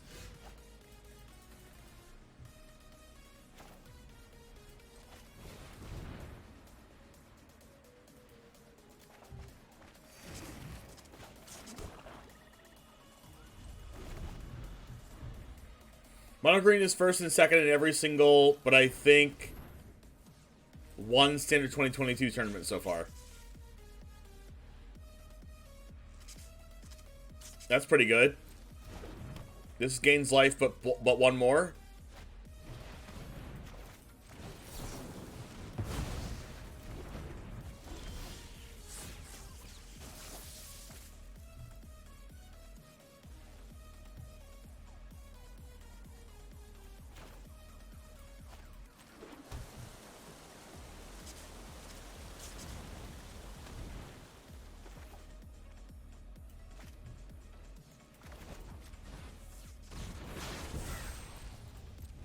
Hold up, Solid coming and poison the cup here.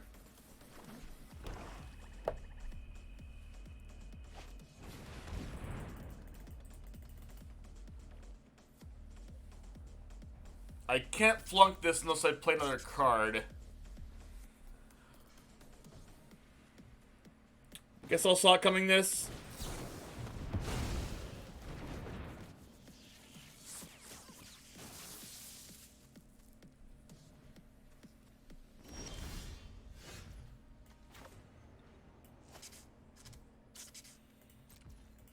Alright, I might have needed to poison the cup to try to draw another land. Hey, Matt Shadows, what's up? So this is Entreat the Angels, or whatever that card's called. That's a Rampage of the Valkyries.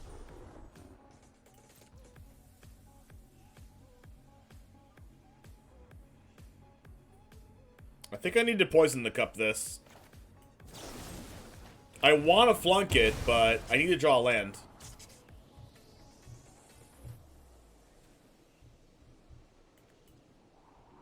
That'll do.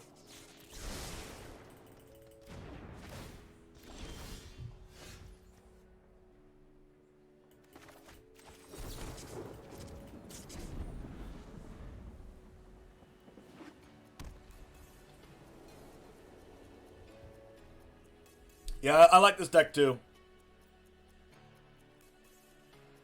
There's a couple really tight lines of play that you have to do with this deck, and I haven't learned them all yet. But there's at least 3 games I could have won. At least 3 games I could have won if I just did something a little bit different and had more experience with this deck.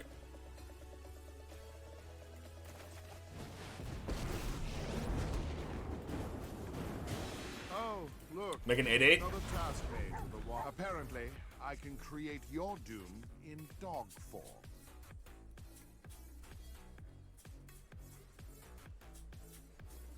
Yeah, Morden's really good. Unless it gets Vanishing Verse, so I'm glad I made the 8/8. Don't follow me.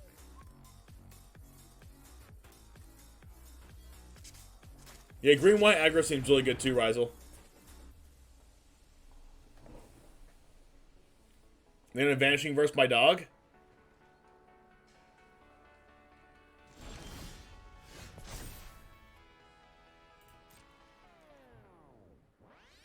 I will hit you for 10. That is a lot of freaking damage. I'm just gonna pass because I want to hit them for 10 again.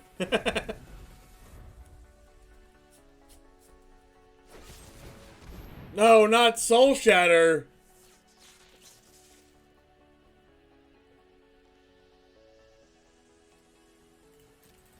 They got me, Chad. They got me.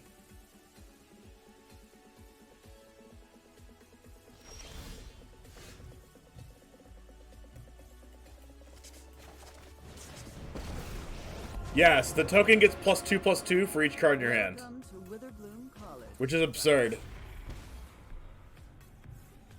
Neither of these cards are good, so I guess I'll take the counterspell. Let's go digging. Yeah, no, but I didn't expect removal. Like, who plays freaking Soul Shatter and Vanishing Verse in your Angels deck? Oh no! Revitalize draws 5? That's dumb. Or gains 5 life and draws a card? You switch Onyx for the spider and felt it was better and cheaper to cast. What's the spider? Oh, the 5 mana spider, the Lolth. We could try that. We could try Lolth.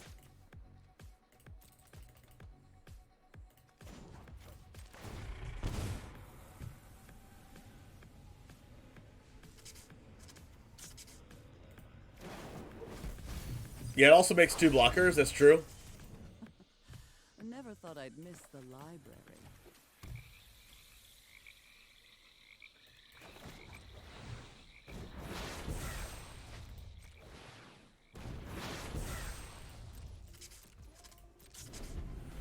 Alright, I get to hold up all my stuff.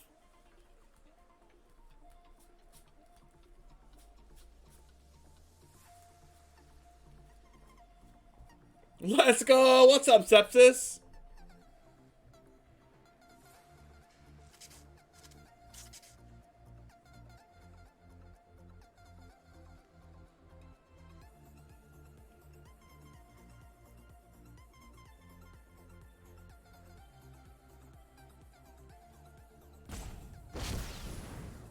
Starnheim Unleashed.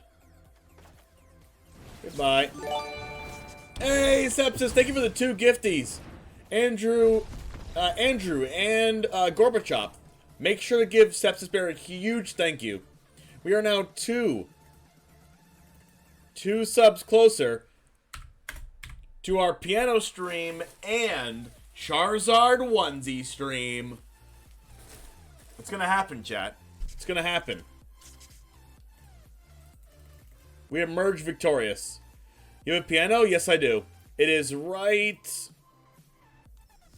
here.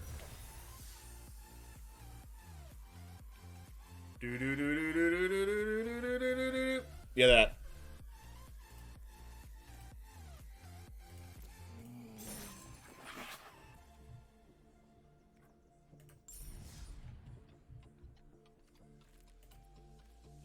$50% off Feld Archery. Ooh, all the good arts. Oh man. Oh man.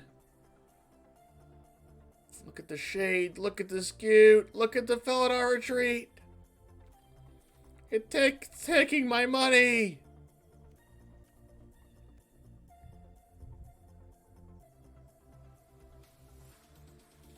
I'm just gonna pick the ones that are like historic playable. So those. Am I self-taught? Yes, I am. Volo Guide to Monsters. Nice.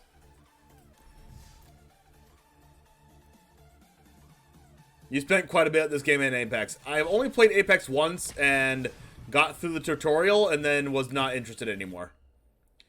You sound like Morty sometimes due to inflection. It's great. Nice. I'm in for it. Hey, thanks, F. Bell. Thanks for the follow. Welcome to the Goose Gang. Goose salute to you. Fire Blast, throwing those channel points away. I just wish I was a little better at the game, but I enjoy it. I mean, doesn't everyone wish they were better at the game? I wish I was better. Twitch.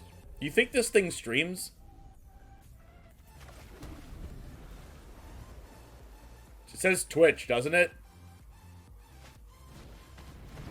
Shambling Ghast.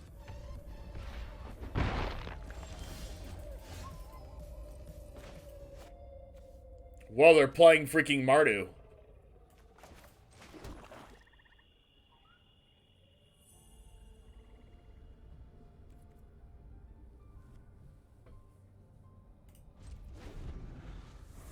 The last time we moved, the movers didn't believe that we had 4 pianos. They were like, no, you don't have 4 pianos. Nah. Nah, fam, you don't have it.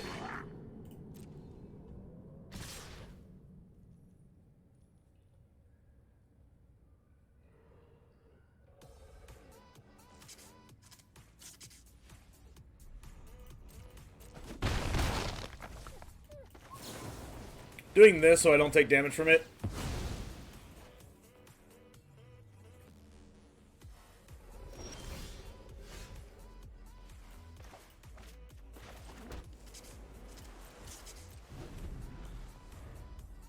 I wish Niv was better at the game. Listen.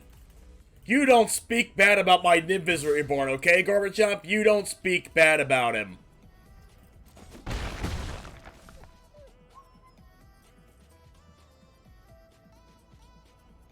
You had to crane it through your window? Wow. Deadly dispute. Draw 2, make a treasure.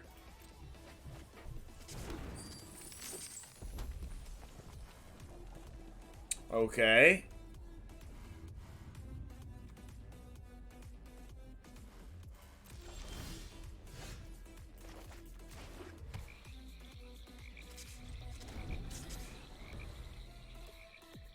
You're struggling with Niv Visit?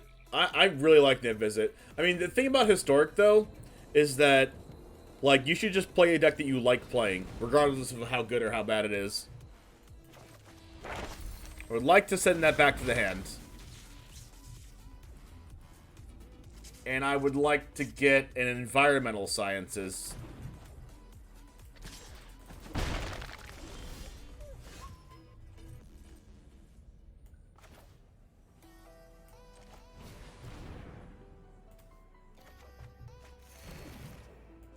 Oh, Dredgehead, that's good to hear.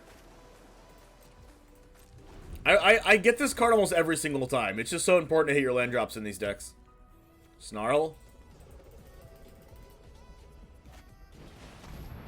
Right, now I'm going to saw it coming this.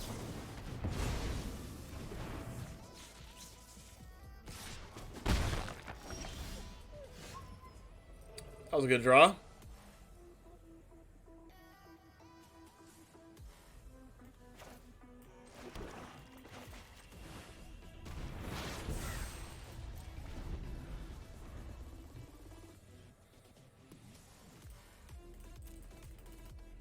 This card's been pretty good for me. The fact that it gets rid of a what is this? Whenever you cast or copy an instant or sorcery, return target non-legendary creature from grave to hand. Okay, let's not do that.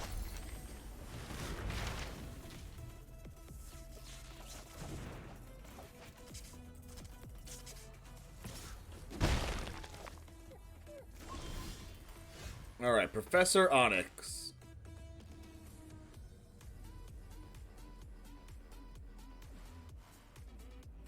They're gonna cast this and then add Goldspan back. Let's get a land. I don't need another one of these. I do like this, though. There we go.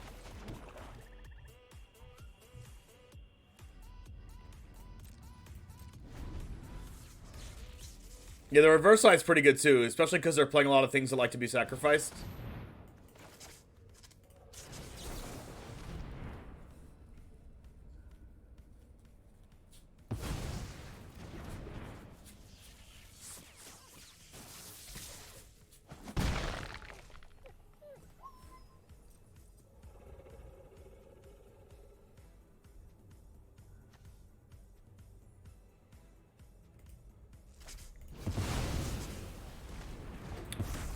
They had another one, and now I have a Baleful Master. Okay. Professor Onyx can -3 to kill this. I could Baleful Mastery plus something else.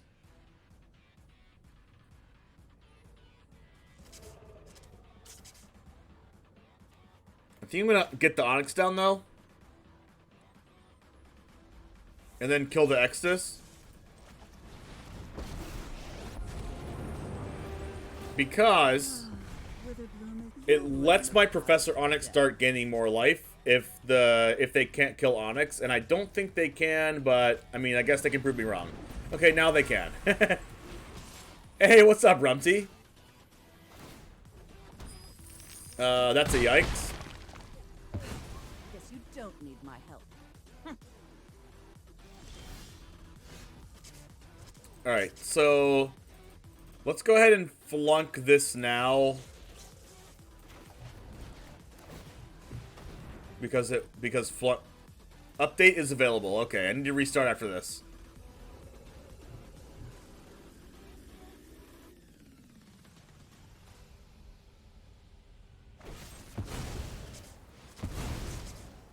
Sacrifice, draw 2, make a treasure. Okay.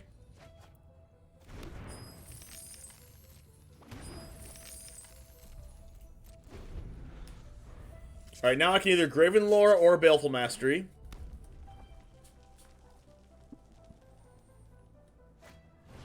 Showdown.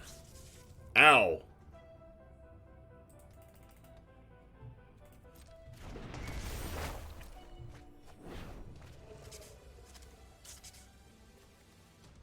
So they go like Exodus, Shambling Ghast? Fireblade, sure. Sure. And sure. So I Baleful Mastery the Eye Twitch because I don't want them to draw a card, right?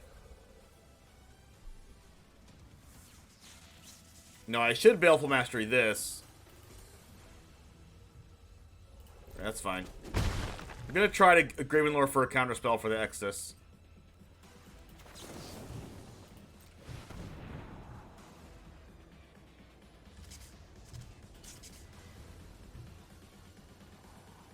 I want at least one land. I don't think I want another Crippling Fear. I think I'll just do these 3 cards.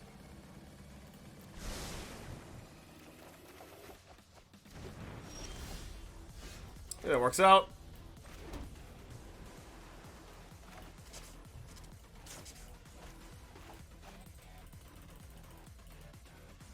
So I Crippling Fear now.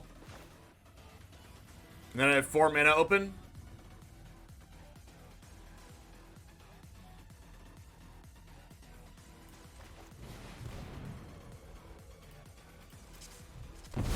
Crippling Fear now. I don't take damage from Fireblade Chargers since the power goes down.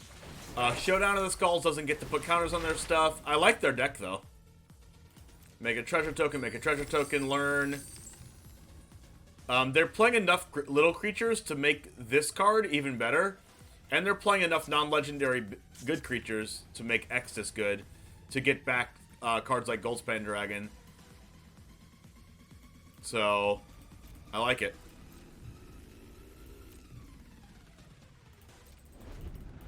It's a big update?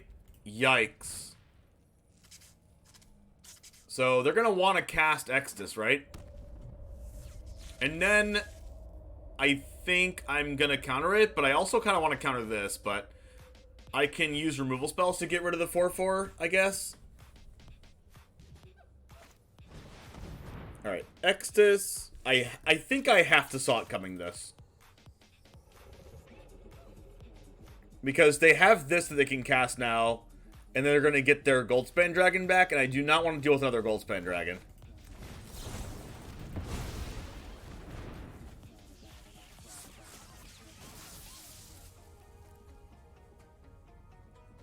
And, like, they can play their mascot, I can play my mascot, but then they can grow their creatures, and I can't grow mine. The Angel Book thing was the card was banned, what, yesterday or the day before? Oh, they're playing... Oh, God.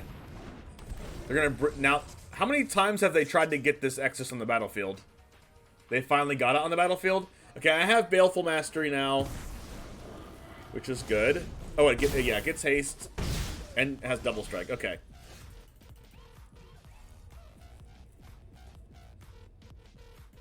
I think I have the Mascot Exhibition. This Orcus is pretty broken. Okay, what's up, Jeb? What do I do here? Their deck is sweet.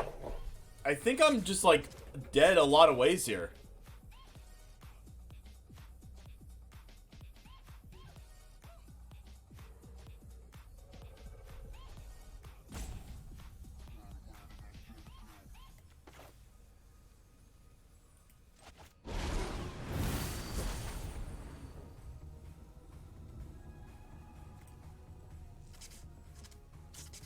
Like, an instant and a sorcery gets back Goldspan Dragon.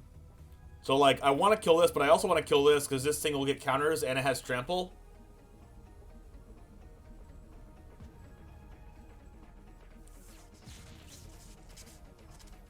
I think I have to get rid of Exodus, though.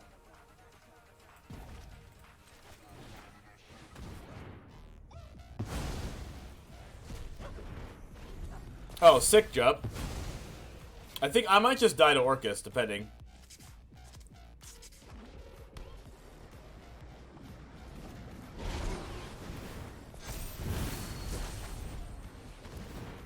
Crap.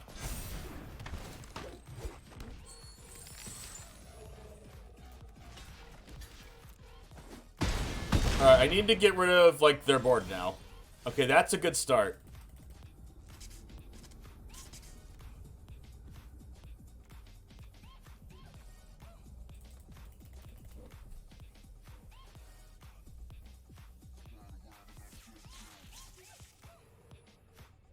I think I need something better, though. I might just die to Orcus here.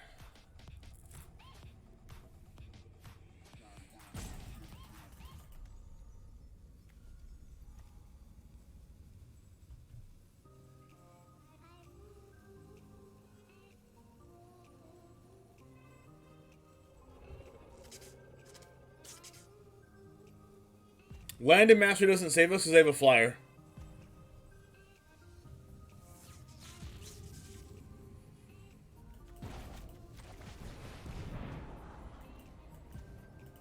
Hey, what's up, JD? How's it going? Yeah, this is not good. Thanks for the raid. How's it going? How's your stream? Yeah, that wasn't it.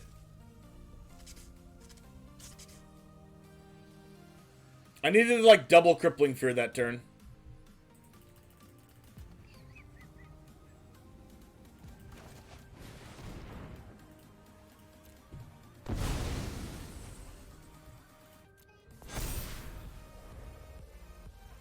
Had some fun? S6, how's it going? We the Magic, what's up?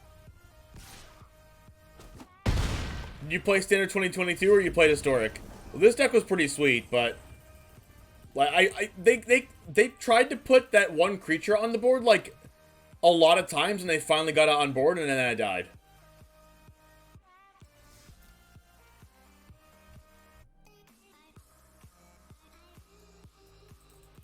Now let's do the update real quick. Update time!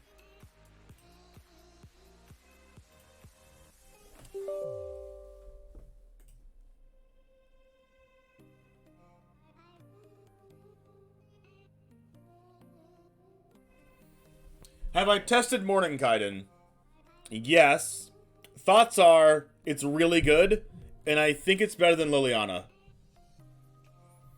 I want to try Lolth, though. I want to try the Spider Queen.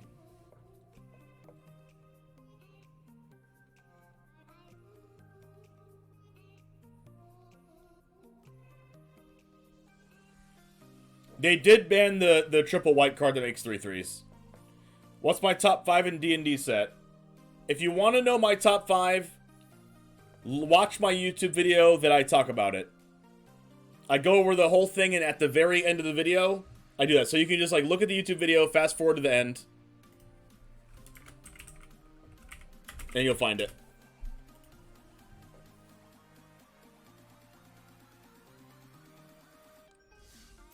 I haven't played with the 4-mana green Planeswalker yet.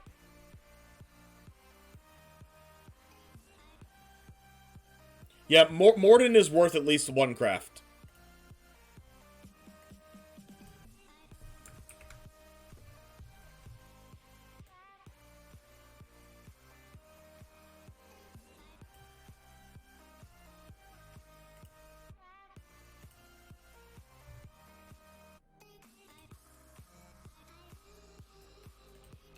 Why isn't Arena showing up here? Alright, there it is.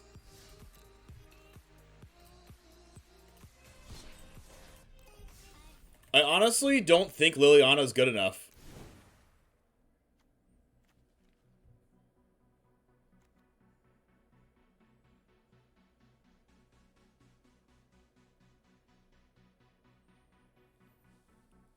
Have I tried Blood in the Snow? It's in the deck.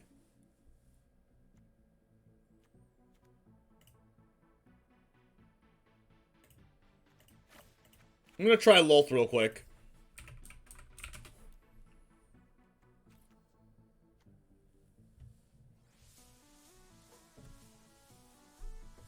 I think the 2/1s are pretty important.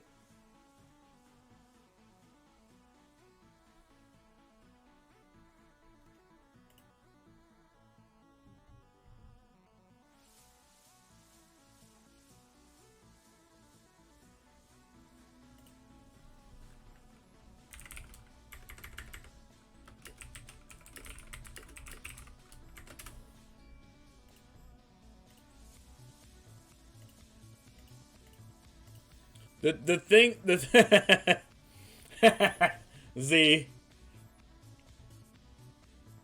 No, there's no Ojutai. What's the other 5-mana blue dragon? Oh no, I don't know about that card. I don't think this is a dragon deck. Like, why would I want to attack with a creature to draw up to 3 cards? You know, like, why would I want to do that? Why would I want to be attacking with creatures in this deck, chat?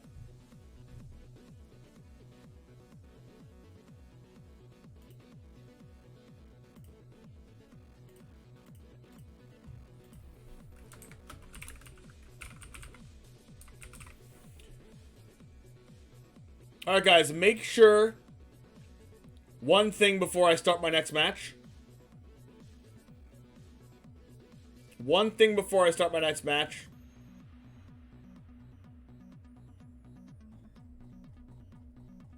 I'm going to give a streamer shout out to Sepsis Bear. Sepsis Bear has been very generous to the channel. Just started streaming. Just got sponsored by a company. Make sure to check him out. Click the link. Click the follow button. Or else you'll be banned from my channel. Just click the follow button. It's a wall for Goldspan. Usually don't attack with it most of the time. I mean, there's probably much better walls to Goldspan than a dragon that's a creature in this deck playing sweepers. OP Wizard, thank you very much for the follow. Welcome to the Goose Gang. Good salute to you. Like, if you're gonna wall Goldspan Dragon, you might as well just play a different card that's better at walling Goldspan Dragon.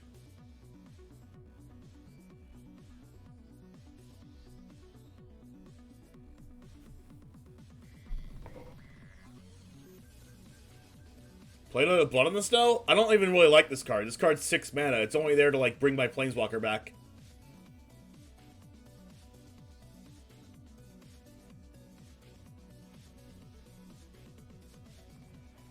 I kind of want another Divide by Zero, to be honest. This card's been pretty good. Honestly, I like this card better because it bounces the class cards.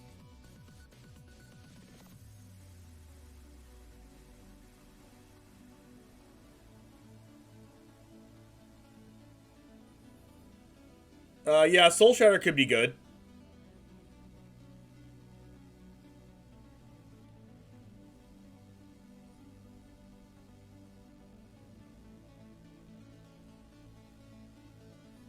Honestly, Gravenlore is probably better than Behold the Multiverse.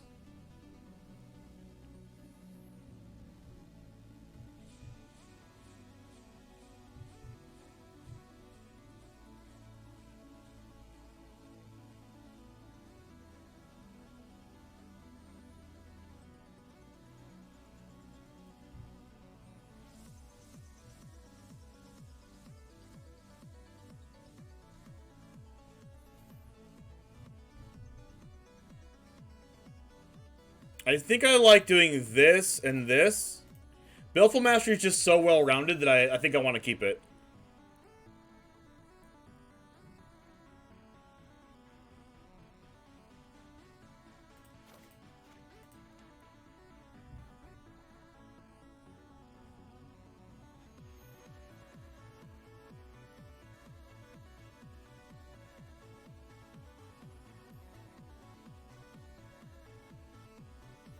Like, I want to play this card. 2 of it. I want to play... Let's play Soul Shatter. Oh, there's already 2 Soul Shatters in the sideboard.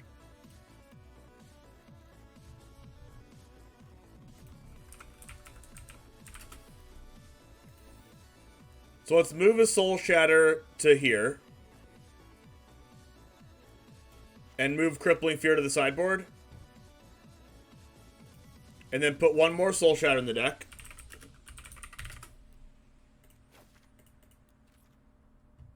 How about only 2 Balefuls and 3 Fears and add 2 Soul Shatters? I think I like Baleful too much.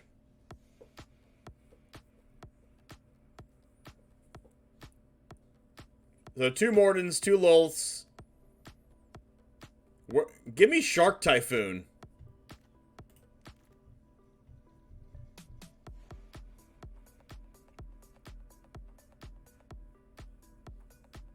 No, this is not a creature deck, chat. I'm removing creatures. I'm not putting creatures on the battlefield. Unless they're from my planeswalkers that already generate value.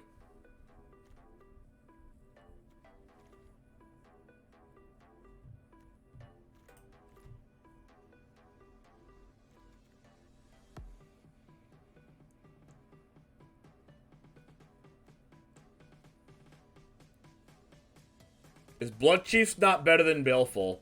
The instant speed provides some utility, but the 1 mana removal comes in handy in green matchups. That's also true. What if I play 0 Behold the Multiverses?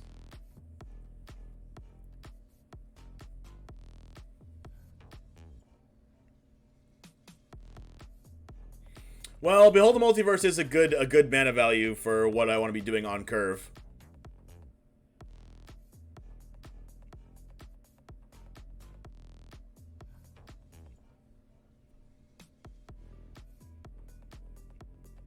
I have a Dimir list that's 5-1 in Platinum if you want to take a look. The only loss was to insanely bad card draw. I think I want to continue playing with this, but thank you. You can message me in the Discord if you want, or message the Discord in the Magic the Gathering section if you want to post it on there and have some other people look at it. And I'll look at it too, for sure.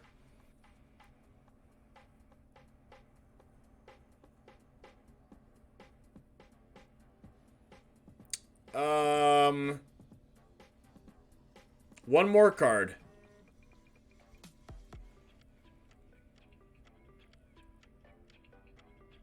I want to play one more Divide by Zero.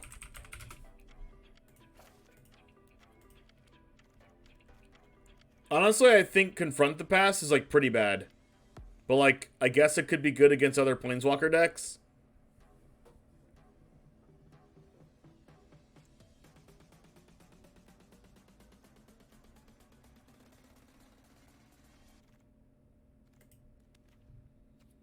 Let's play like this.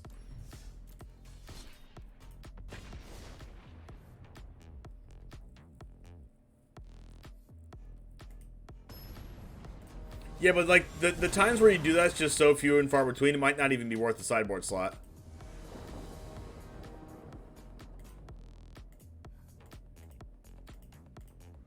Whoa.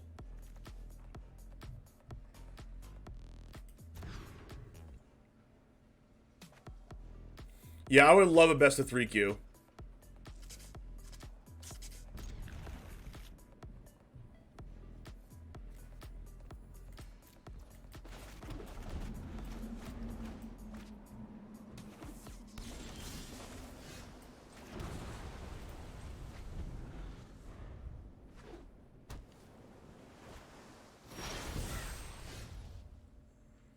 If only I could be doing actual standard, like playing all the cards. I know, right? Yikes.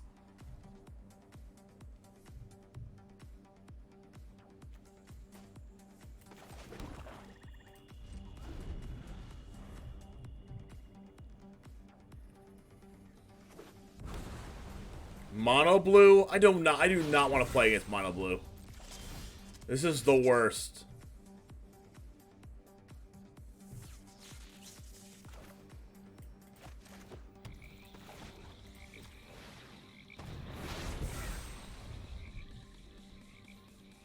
Yeah, Frostbite plus Iteration is really good.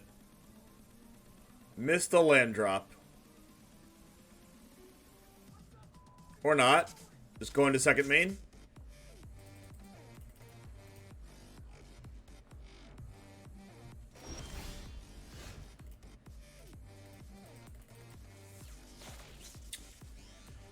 Okay.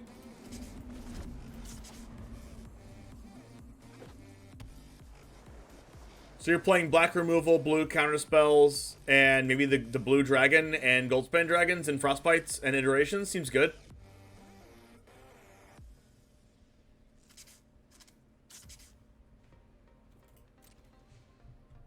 Yeah, 2022 is really good.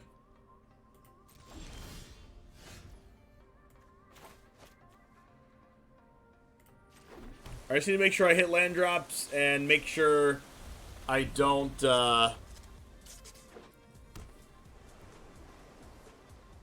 yeah, just basically make sure I hit land drops and don't draw too many sweepers.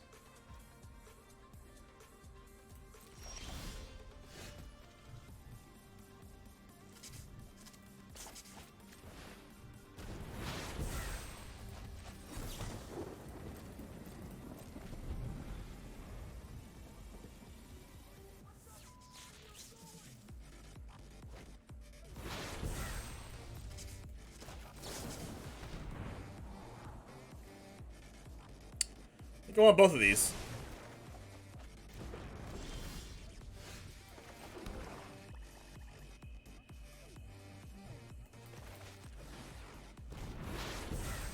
I'm gonna wait to attack with Hall of the Storm Giants till next turn. I can still get divided by 0 though. Does divide by 0 say non-land permanent?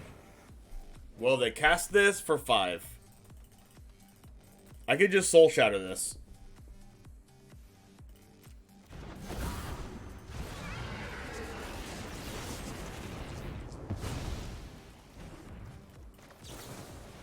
So Soul Shatter really good there.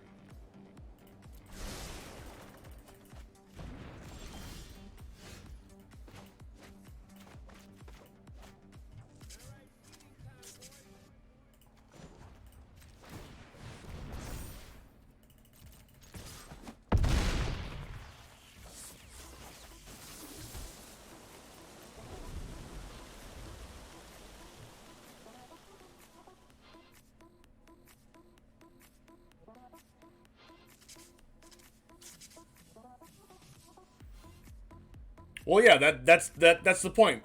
I don't think there's anything wrong with that point, though, OP Wizard.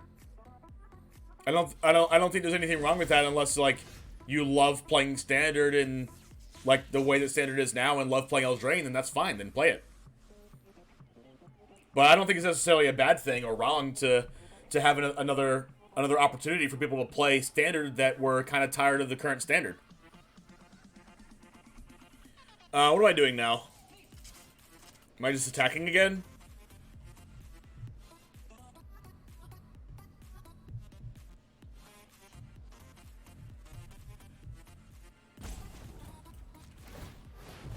Yeah, I agree Magic is great because of so many formats you can play. We might just win from Hall of the Storm Giants. That's crazy. What if they have like a billion counterspells and they're like, well, crap, man. Oh, they're playing red. They just never drew red mana and they're playing red? Wow.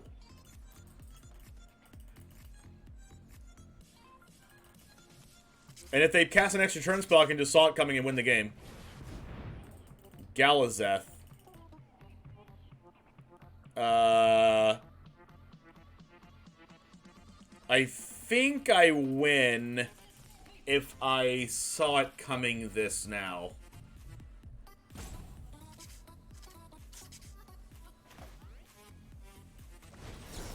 Because then they counter my saw it coming with their last 2 mana. They already played a land this turn. They make 1 treasure. I animate my land and kill them with Poison the Cup.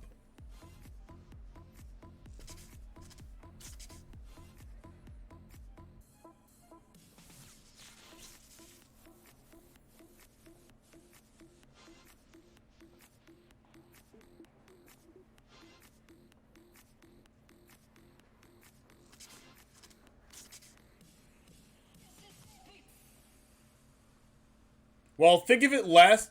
Am I timing out right now? No, they're timing out? Who's timing out here? Oh, it's them. Think of it less of they're making up a fictitious format, and think of it more like they're giving people the opportunity to play with the new cards in a format without this pass rotation for people that want to play pass rotation. There's a reason why it's on the client, and there's also a reason why you can play that format, or you can also play regular standard. There's two different formats that you can play, and the good part about it is you don't have to play this format. That's so crazy. You don't have to play this format, and it doesn't matter if you think that it'll never be a format, because who cares besides the people that like it? You can choose to not play it. Insane. What a concept.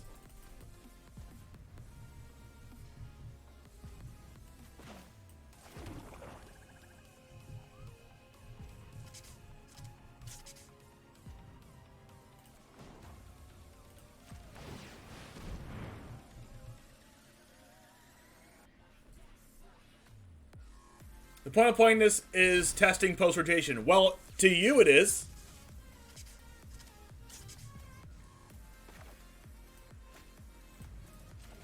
That doesn't mean it has to be like that for other people, though.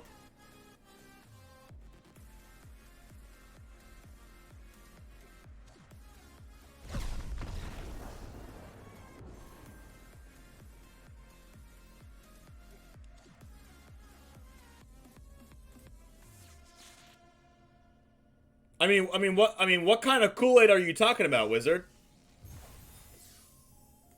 Like, there's a reason why there's other things you can play. If you're tired of Eldraine and you want to play a format that doesn't have Eldraine in it, there's a perfectly awesome format for you to play in. It doesn't have cards from Innistrad, but it lets you get used to cards that you like playing in the new set that aren't overpowered, that aren't like, you know, undershadowed or whatever you want to say from like the other format of, you know, ultimatum cards, companions, Eldraine cards, adventures, you know what I'm talking about. Is Onyx better than Mordenkainen? I think Mordenkainen is better in my experience in just these games.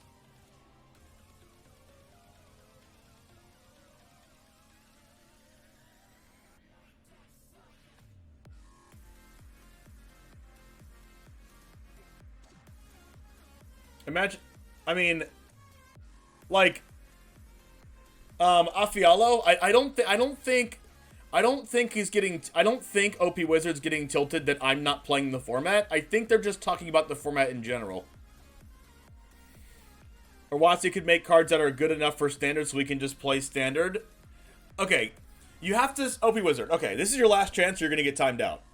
For keep going on this. Okay. Or you can just watch a different streamer, that's fine. But you could, like, you have to know the difference between your opinion and then everyone else's opinion. Not everyone has to have the same opinion as you. If you don't want to play the format or you don't want to do that, then you can just play a different format. That's like completely fine. You can just play standard or legacy or modern or whatever you want to play, you know? But like to say that like your opinion is like, you know, this is how it should be. That's how you perceive it to be. That might not be how someone else thinks what should be, right?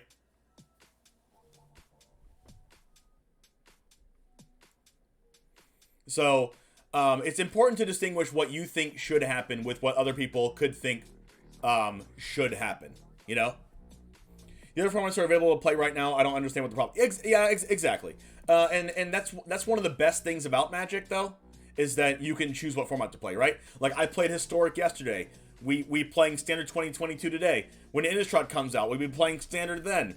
Like, I could be playing Modern. I could be playing Pioneer. I could be going to my local game store in Cool Stuff Inc. Shout out to CoolStuffInc.com, ! Cool Stuff in chat, to get 5% off your order by typing in code James5 in checkout. But I could go to Cool Stuff Inc. right now, and, you know, record myself playing paper Magic. Like, there's so many things you can do, right?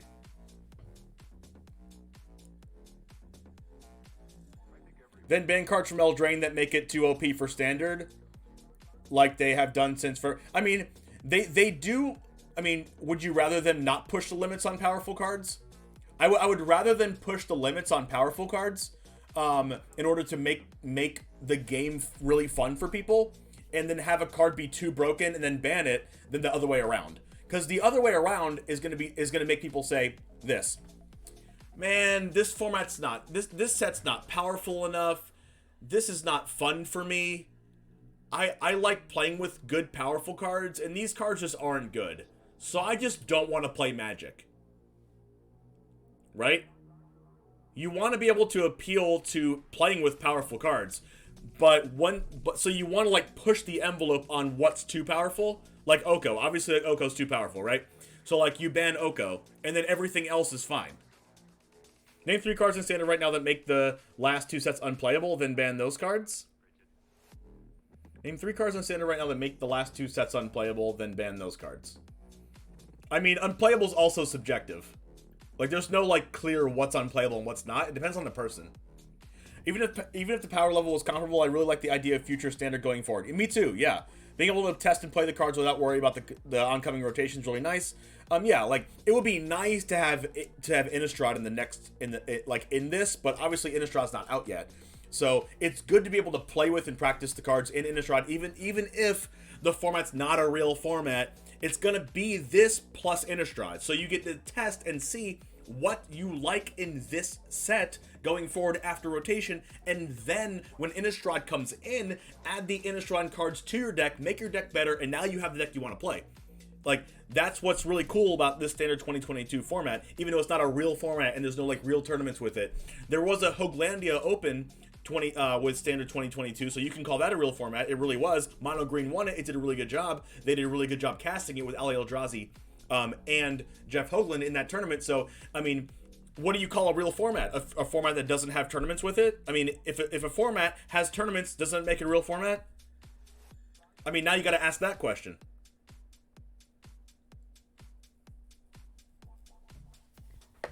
The best part about Standard Rotation 2022 is you can play creatures with 2 toughness because you know it's not going to get Bone Crusher Gianted.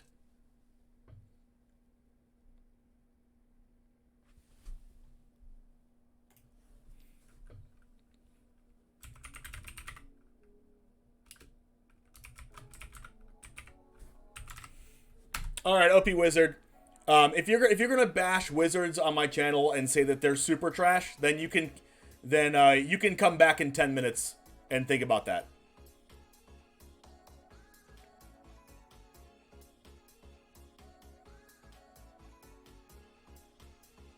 WotC's trash.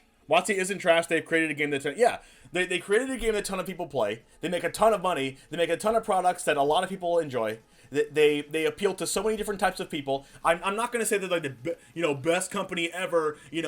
They're Tesla and Google and freaking Amazon. But like...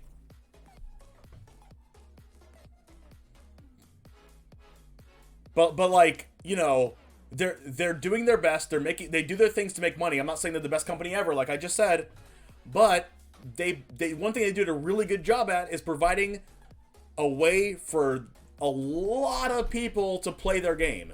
And if you think about it, all the different formats of Magic, whether it's Commander, Brawl, Standard, Pioneer, Modern, Legacy, Vintage, any other format that you want to play, Historic, there is a format that you'll probably like to play if you play Magic the Gathering cards. I'm not saying that you can say, oh, WotC made a mistake by printing Oko. You can say that in this channel and not get timed out. But if you keep going on and on and on about it, bashing decisions and Wizards and all these things, and you do it for like 10 minutes straight like OP Wizard was doing, then you're going to get timed out. And if it continues, then you're going to get banned. Especially if it's contributing to chat. We want to have a positive culture here, and if you're not contributing to being a positive culture, yes, I complain a lot. You're allowed to complain. I have a barometer for that. But if you keep going on with it and drag down the positivity into a negative chat, that's when you are going to get in trouble, okay? Magic is a great game. No, Rumty! Oh no, Rumty! Incoming ban! Ban Rumty! Looks like I tuned in at the right time. How are the games going? The games are amazing. I am going to be getting off here, though, because I have to eat lunch and get ready for work, because I have to be there at 1 o'clock, which is in like 50 minutes. So, even newer players can get into it and enjoy the game. Yes, I've always said about Magic, it is one of the easiest games to get into and one of the hardest games to master, which makes it really cool for me to want to play, because I got into it really easily. The cards are pretty simple to read, but I'm a competitive person. It's really hard to master. And if you're Rumty in chat, then you've already mastered Mono Green, so, you know, there's nothing else to do in the game. What if I just say Kappa afterwards? Then you're completely fine. You're never banned if you say Kappa afterwards. If you say Kappa after no matter what you say, you're never getting banned in the channel ever.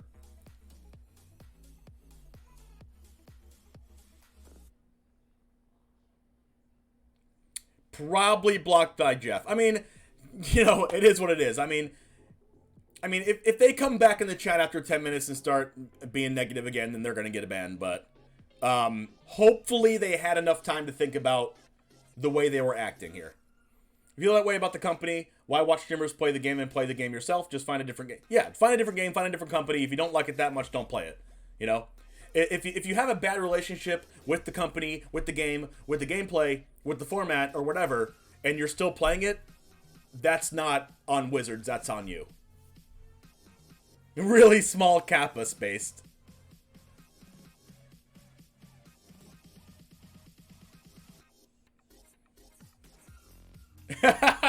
Rumty, yeah, Rumty's coming in here just to stream afterwards when I leave. When you say Rumty, when you see on your thing Rumty is live right after I get off, you know what happened. Yes, the 10-minute timeout's much longer if I stop the stream.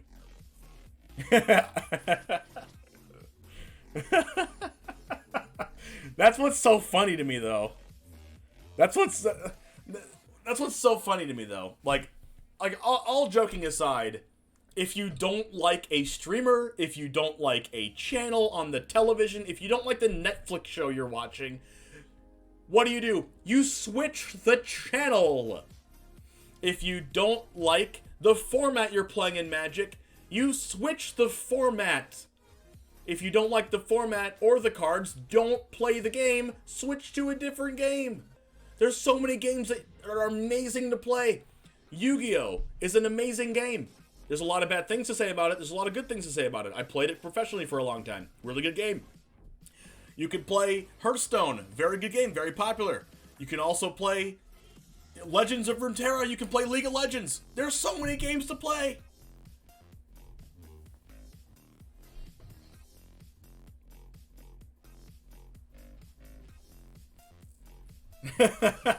but I can play you can play the piano, play a guitar, get a hobby. Just don't make your hobby coming into streamers' chats and telling me how bad Wizards is.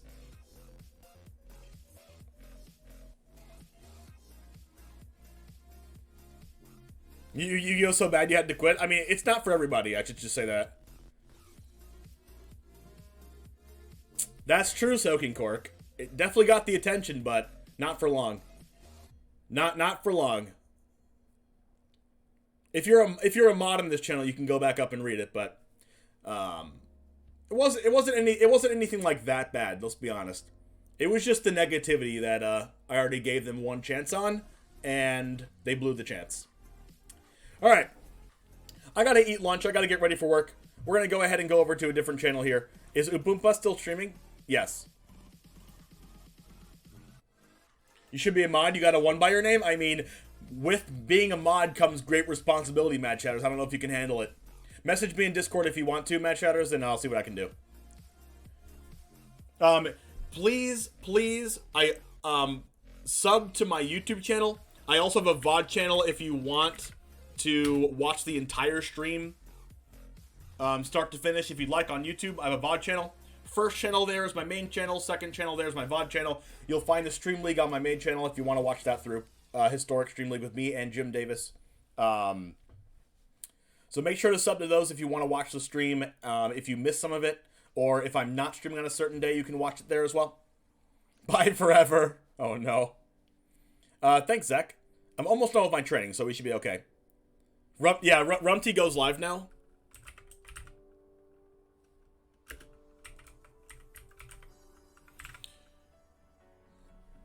All right, we played Upumpa's deck, so we're gonna raid Upumpa now. Rumty, no one said you can't work and stream at the same time. All right, guys, I'll be back tomorrow at around 9 a.m. Eastern. The reason why I'm stopping now is because I have to go into work a little bit early for training. But once my training ends, I'll be able to stream for a little bit longer in the morning. So, yeah, just stream you at work. People will watch. Just like cover your computer screen green. All right, have a wonderful rest of your day, folks. I'm gonna go to work and eat something. I'll see you tomorrow morning at 9 a.m. Eastern.